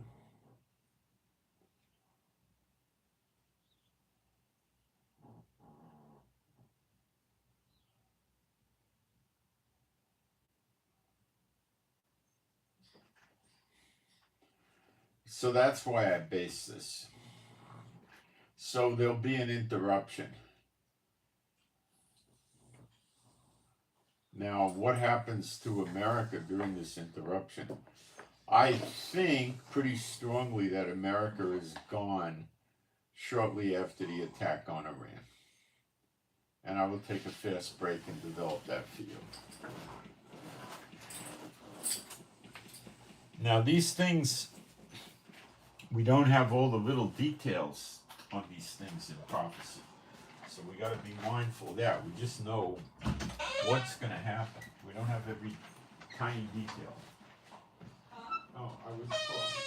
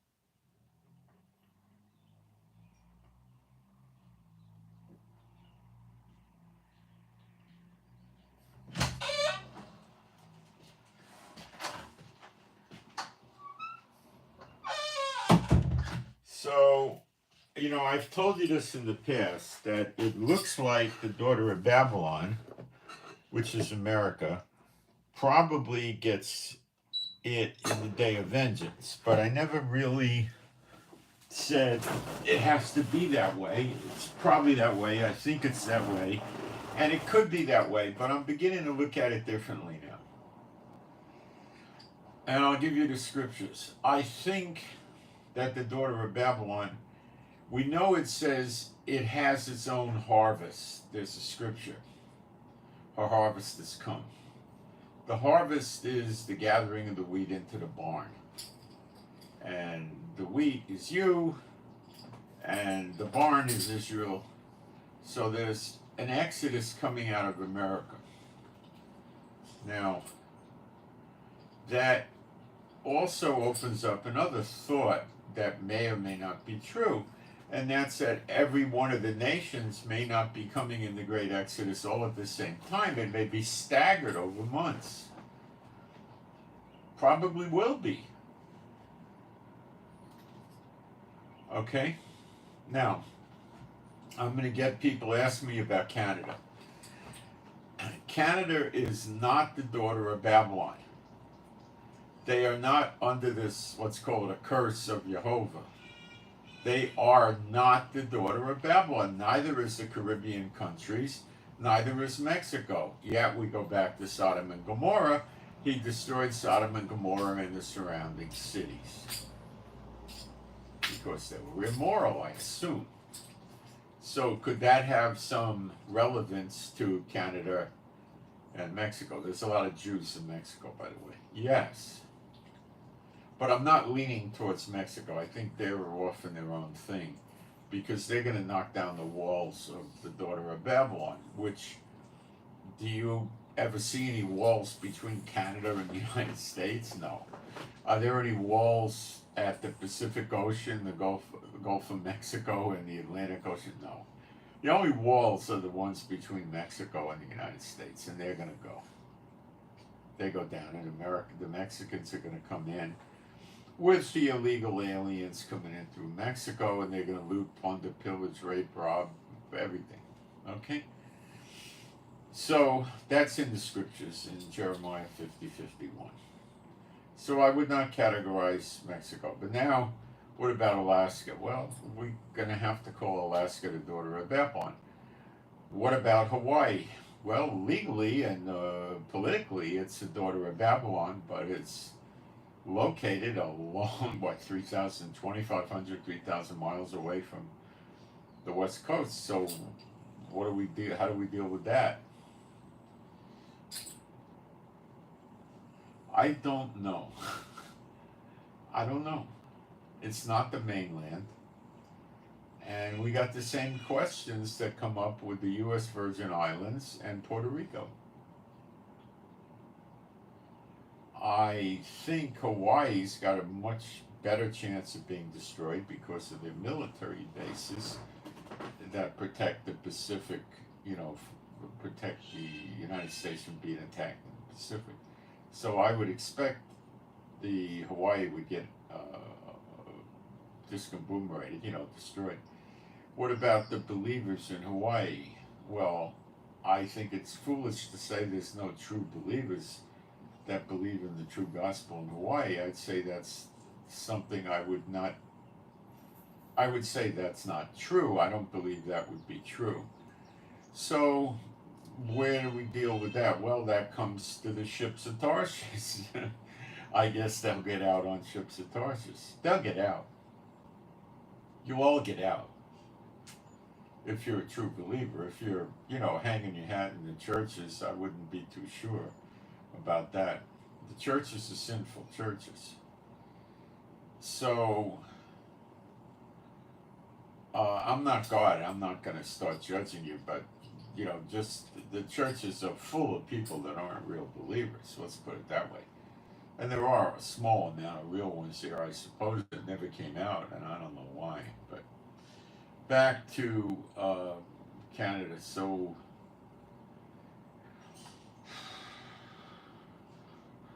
do I think the true believers in Canada will come out during this Exodus? I would give it a very, very high percentage yes.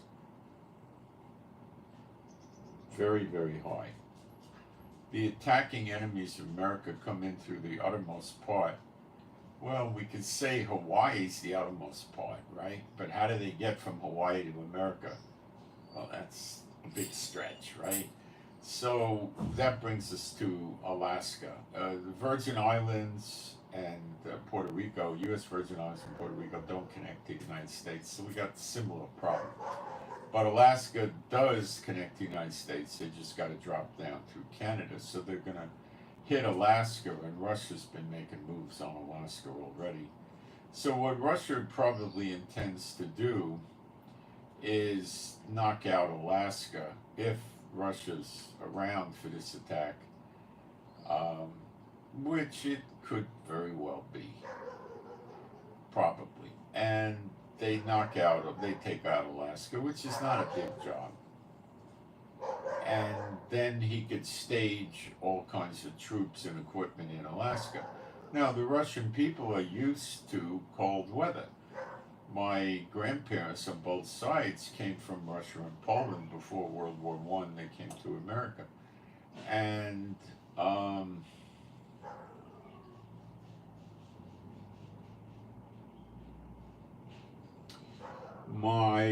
I knew my great-grandparents on my mother's side when I grew up. They were around till I was 10, 11 years old or something like that. One of them was around till I was a teenager. They didn't have much use for English. They spoke Russian, Polish, and Yiddish, and very bad English. And my grandfather we called him in English Stan. I think his name was Shmuel, which is Solomon. And he would stand in the streets of New York in the winter, which could be cold, 5 degrees, 10 degrees, even 20 degrees. And on Shabbat, all the Jewish people in the neighborhood, I grew up in a 99% Jewish neighborhood in the Bronx, probably 99.9% actually. We didn't really know from non-Jews, you know. There were a lot of people that were wealthy in my neighborhood, I mean really wealthy. And they never moved away because they didn't want to be away from being around all the Jews. So he would stand outside. It wasn't, they would stand out, they would go outside and hang out in the street. It was a street called Lydig Avenue. And it was a strip of, well, the whole neighborhood had places where the people would congregate, young people, old people. In the spring and the summer and the early fall, what the people did, we all had apartments, or 95% of us lived in apartments. What we did was go out from the apartments in the evening, usually people would start coming out about 6:30, some would come out 7:30, 8. And they brought like lawn chairs, we called them. They were aluminum chairs, hollow aluminum tubes with strapping. They carried that out. They took coffee, juice, tea, whatever they wanted to drink with them, sodas. And they went and they sat down in front of the building, or in our case, it was usually across the street where there was a schoolyard. They sat down next to each other with the chairs. They'd say hello to each other, and you'd see sometimes 8 or 10 of them by each building. And they'd just sit outside at night because most of the apartments did not have air conditioning then.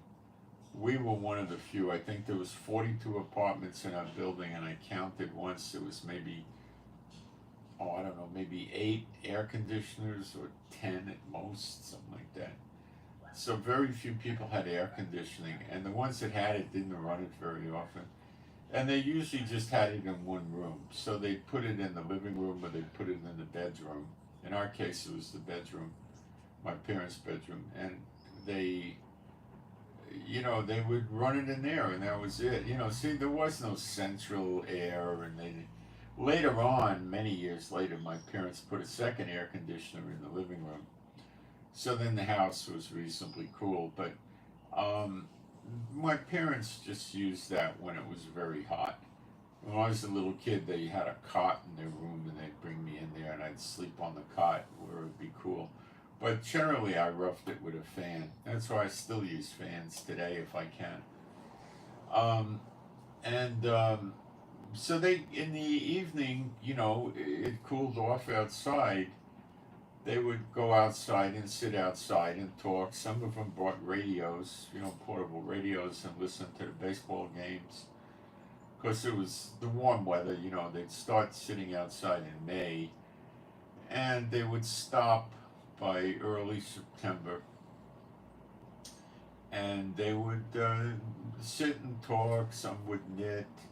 It was rather social. There was really not much of anything called the crime rate, and they just sat outside. You know, that was all around the neighborhood. They did it, and but in the winter, people would take milk boxes. Some had chairs where they had a milk box, and they would sit outside in the winter. They would try to get in the sun, but when it was cold, like we're talking freezing weather below 32, the people didn't want to sit. They wanted to stand so they can move around and not get uh, cold. So they would wear, um, you know, warm clothes. And what warm clothes were to these people were not down jackets and stuff like that.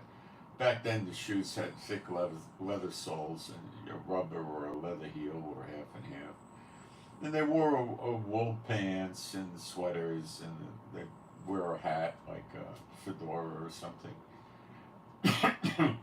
And they had gloves, and they wore a long overcoat below the knees made out of thick, heavy wool.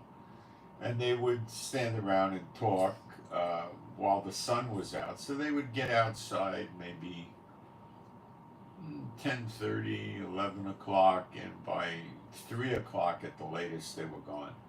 Just to get out of the house. And they would stand outside in the sun. And so my great grandfather used to go out with this coat he had that was made out of leather, and it had a sheepskin lining.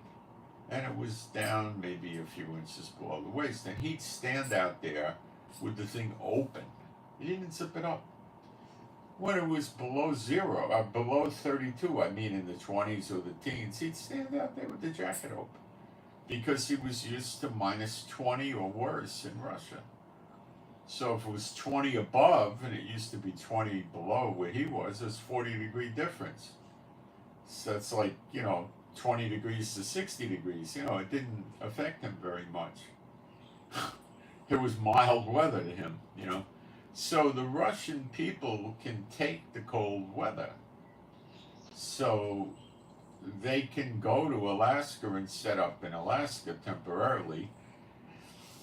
And then when they assembled enough junk, you know, tanks, mobile artillery, trucks, jeeps, all the stuff, you know, supplies, medical, uniforms, food, water, blah, blah, blah, generators, then they just drop down through Canada and invade the United States. And it appears that that is a scenario that seems rather likely based on Jeremiah 50 and 51.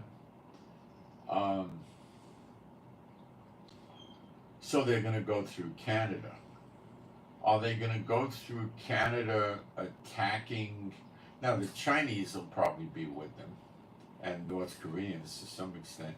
Are they going to go through go through Canada attacking the Canadian people? I don't know, but I don't think so. But I don't know so.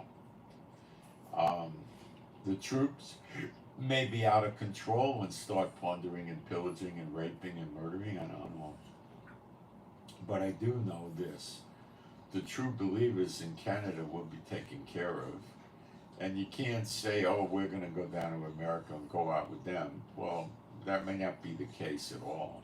You may just go out through Canada, because a lot of people in Canada live very far from the United States. You know, and you're not going to go get on, Alaska Airlines or, Delta and just grab a flight and come in. Everything's going to be, they're not going to be flights. So, again, we're looking at ships of Tarshish.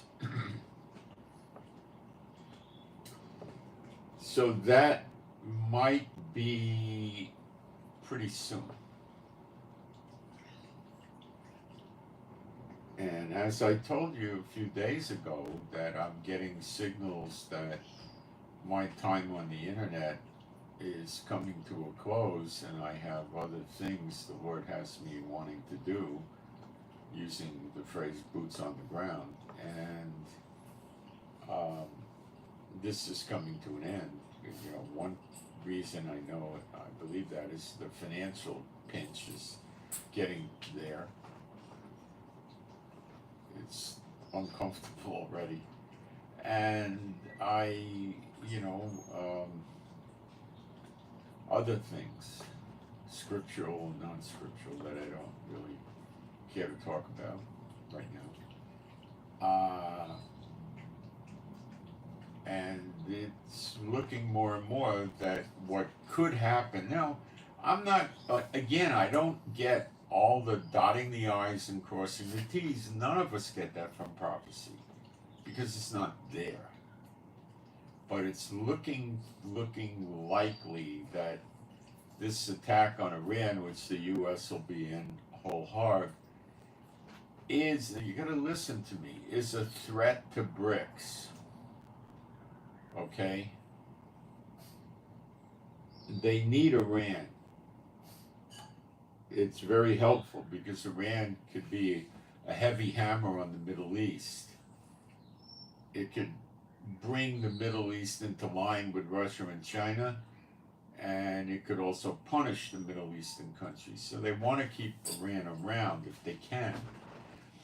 And they're probably going to try to help Iran, but they're not going to go send massive amounts of military over to Iran, because that's going to weaken their other more important plans. They're not going to do that.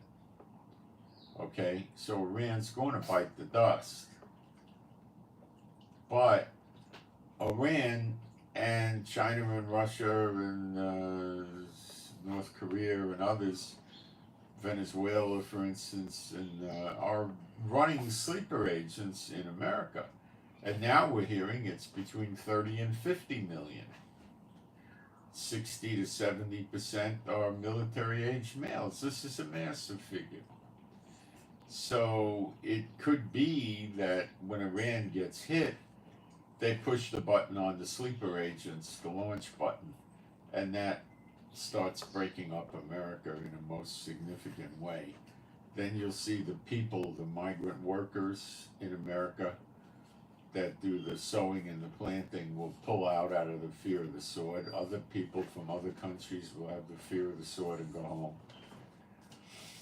And America will begin to get busted up. It'll be invaded, but it already has an inside invasion already, and then it'll get more invaded. And they're going to loot, plunder, pillage, and steal, and it's going to be pretty horrific. But the true believers are going to get out of it, believe me. That's said many times. You will get out of it. The others will not. This will be the end of the churches. The church leaders have made a mockery of Jehovah for many years, and they're going to suffer a bad fate here. Okay.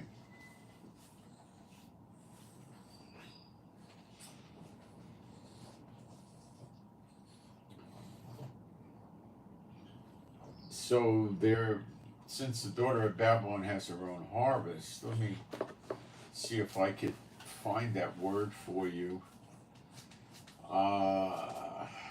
Let me try to do it in the eSword in my work. eSword search engine is pretty lousy, but with a single word search, and the chapters, We could get it. I gotta check this. I'm not really expecting much, but let me see what it is.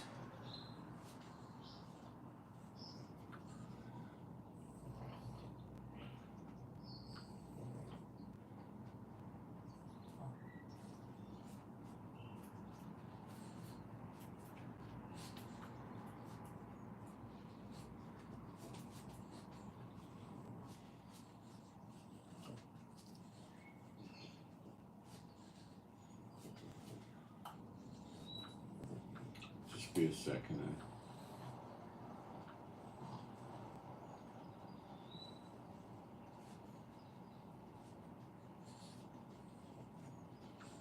There's a commercial.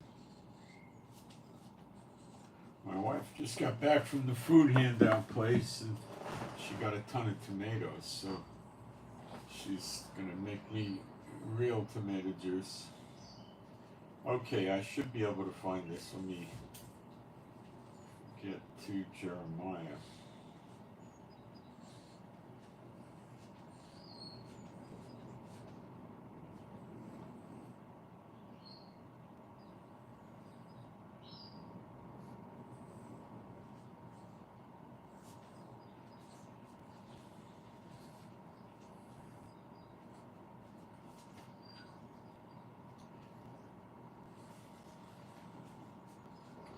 Okay, I got it.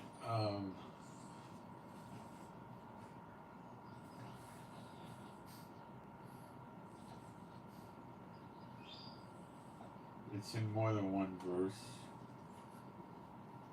Jeremiah 50, verse 16. Cut off the sower from Babylon. Those are the people that plant the seeds, the agricultural workers. And him that handleth the sickle, those are the ones that harvest. In the time of harvest, to handle the sickle in time of harvest, for fear of the oppressing sword, they shall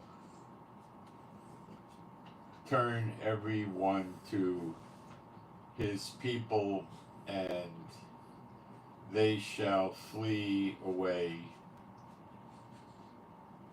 one to his own land. Now that's not the harvest I was thinking of, but that's a literal harvest. Okay, so it's this verse then, Jeremiah 51:33. For thus saith Jehovah of armies, the God of Israel. Notice he keeps calling himself the God of Israel. How about that? The daughter of Babylon is like a threshing floor. It is time to thresh her. Yet a little while, and the time of her harvest shall come. Now, where it's, you see, the wording is not great here in the English because it says the time. Let's see what that word is. This one? No, et. Yeah, okay, time. And then it says her harvest. It's harvest, the time of harvest, but it would mean her harvest shall come. So I think it's reasonable to say that Babylon has her own harvest, which is, an Exodus. You have the threshing floor where you separate the wheat from the chaff, you burn the chaff up, and then you gather the wheat into the barn.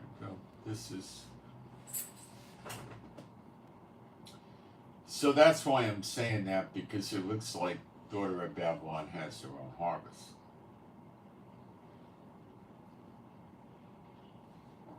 Could I be wrong? Yes. It's very difficult, you're trying to get the little details, like, is the harvest of the daughter of Babylon America separate or along with the general harvest? See, these little details are hard to get sometimes. You can't definitively get them, but I think it's a separate harvest. And I think since we don't see America showing up, the daughter of Babylon showing up in Zechariah 12, nor do we see the daughter of Babylon in Malachi 3 or Malachi 4 specifically, and it is treated rather, a lot of passages and scriptures are devoted to the daughter of Babylon. So it appears that by the time we get to Malachi 3 or thereabouts, America's kaput, it's gone.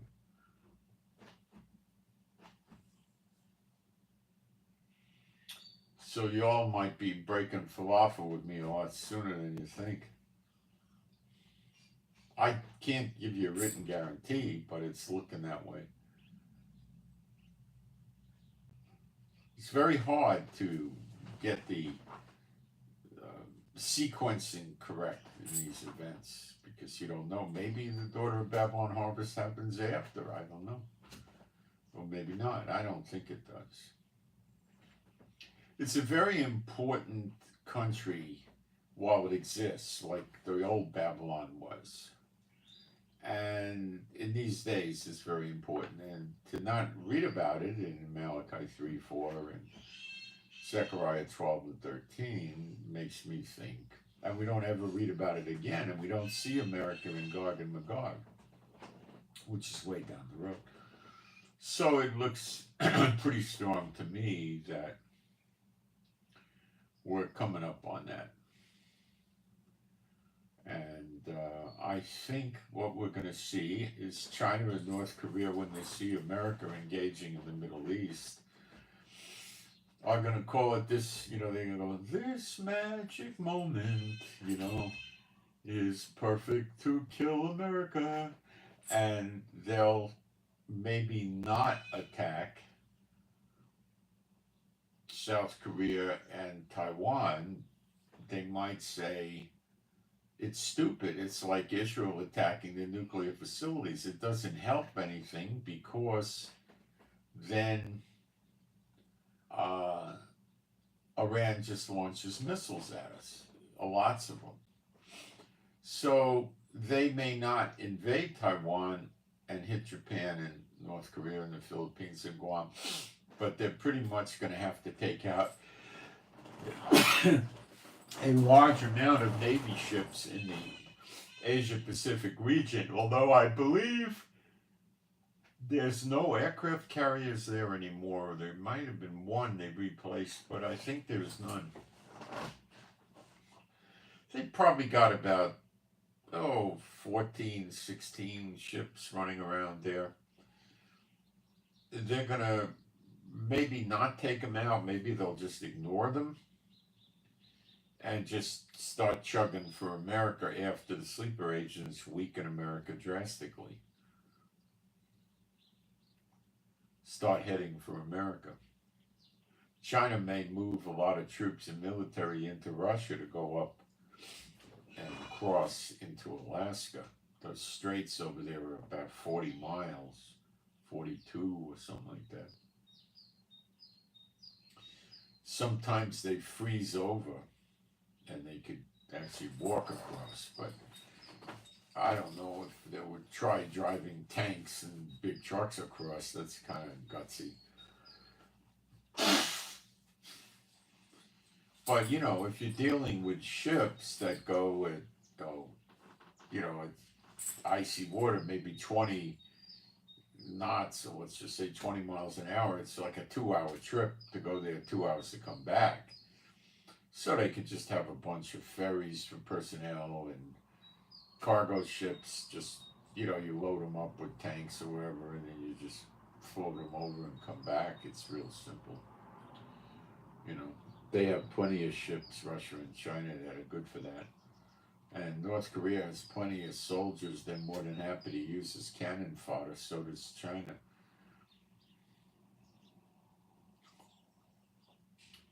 They could also bring equipment and stuff in by plane and land in Alaska once they conquer it. So,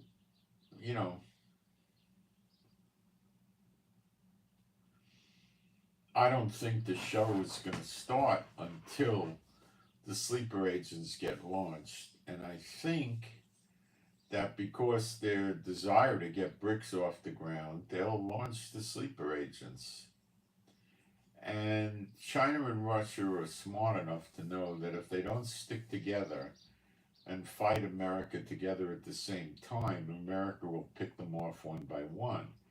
But for America to pick off North Korea, Iran, China, Russia, Belarus, Venezuela, and Cuba, and whoever the heck else hooks up with these nutbags, you know, it's not so easy for America to do that. Not at all. So they know their strength is in their numbers. So Russia might also start hitting Poland, Latvia, Lithuania, Estonia, Finland, Denmark, Norway, or Poland, Romania, who knows what. And Iran may start busting up the Middle Eastern countries till they get extinguished. But they're going to get extinguished, and it's going to be from enemies multiple. So that would make me think, as a guess, maybe a slightly educated guess, that Iran does hit at least some of these other countries and they raise arms against Iran. So you would have minimally the UK, America, Israel, and some of these other countries wanting to attack Iran, and then NATO might get called in, and you got a big mess. Iran's got a big mess, and then NATO's involved, and then Russia says, here's my chance. China, go for it, and they say, okay, you got it. And then they hit South Korea. North Korea hits South Korea. China hits Japan and Taiwan. Philippines are not that relevant. It's got some strategic capabilities, so they might put a little energy into that. Australia's too far away. It's on the back burner. They're not worried about Australia's military capability, and they don't need to divest. You know, they got to worry about what they got to worry about. They're not going to go running around chasing Australia while they got a hot war on their hands.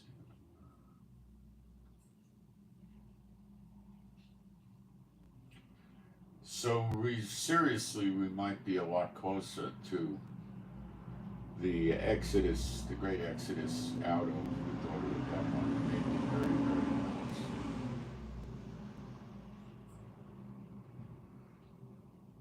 With sleeper ages between 30 and 50 million, they're going to wipe the military out.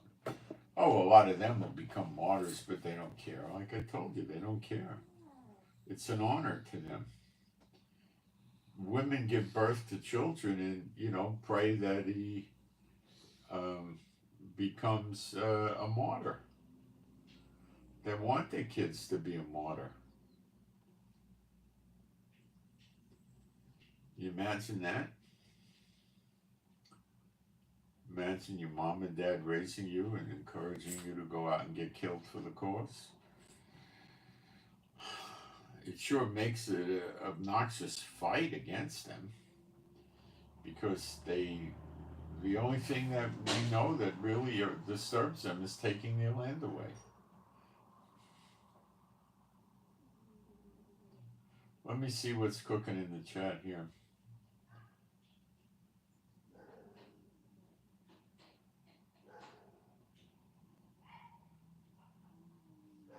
Why am I censoring? I'm not. You're hitting my word filter, and you're probably putting bad language up there. And that's why it is. It's the word filter, it's not me.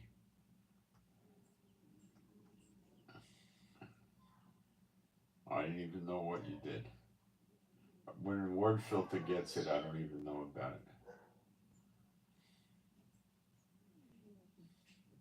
Yeah, I know Russia thinks Alaska belongs to them. I understand that.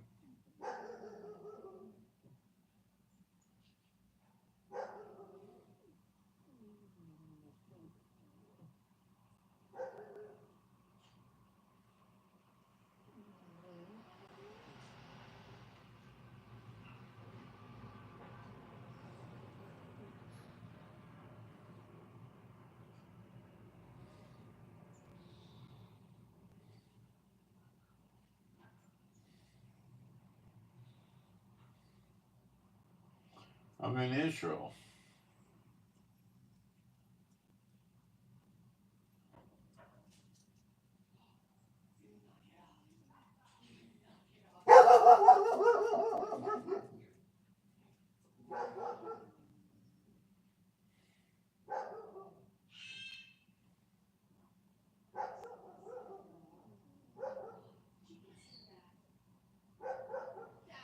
Sleeper engines will focus initially on destroying the military, and then they'll hit the cities. There's so many of them. They'll hit the cities and start moving into the houses, killing people, raping, robbing.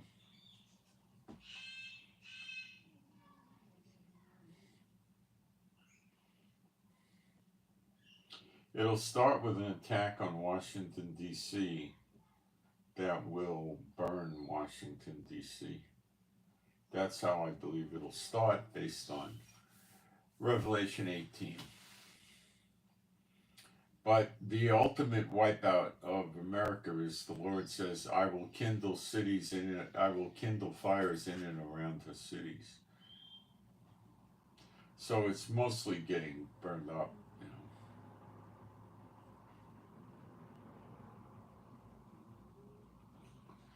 And I think we're getting close. So I don't think they're going to be attacking Iran today or tomorrow.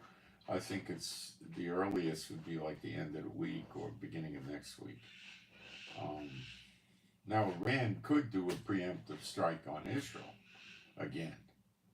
They might just try to give us, 800 or 900 missiles and knock our capacity to attack them out. But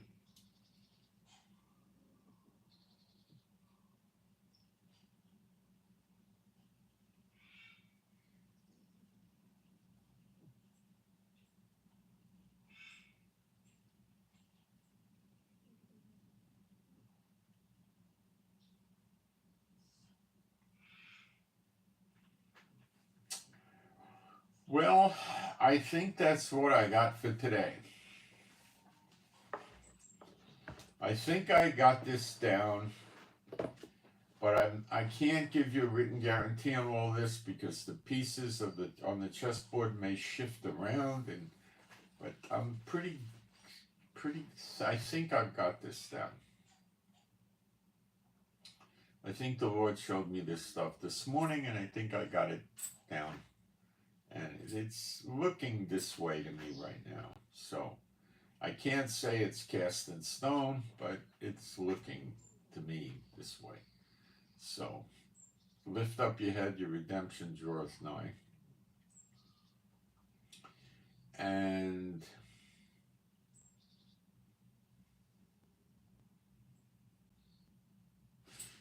the good question is, when you're leaving America, will the appearing of the sign of the Son of Man in the clouds have already happened?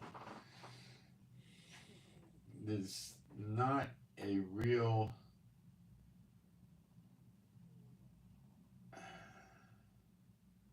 there's no scripture in Jeremiah 50:51 or Isaiah 47 that defines it, conclusively. So I don't know. I don't know. It could be that the you start first, and then rather quickly after you begin, the next Exodus happens. I don't know. See, you got to accept the fact that you're not going to get all the little fine points and details in correct sequence from prophecy scriptures. We don't get that much detailed information. We know what's going to happen in a general sense and to who. And then trying to put all the pieces together for sequencing can be a horrifically hard job. So I hope you understand that part of it too.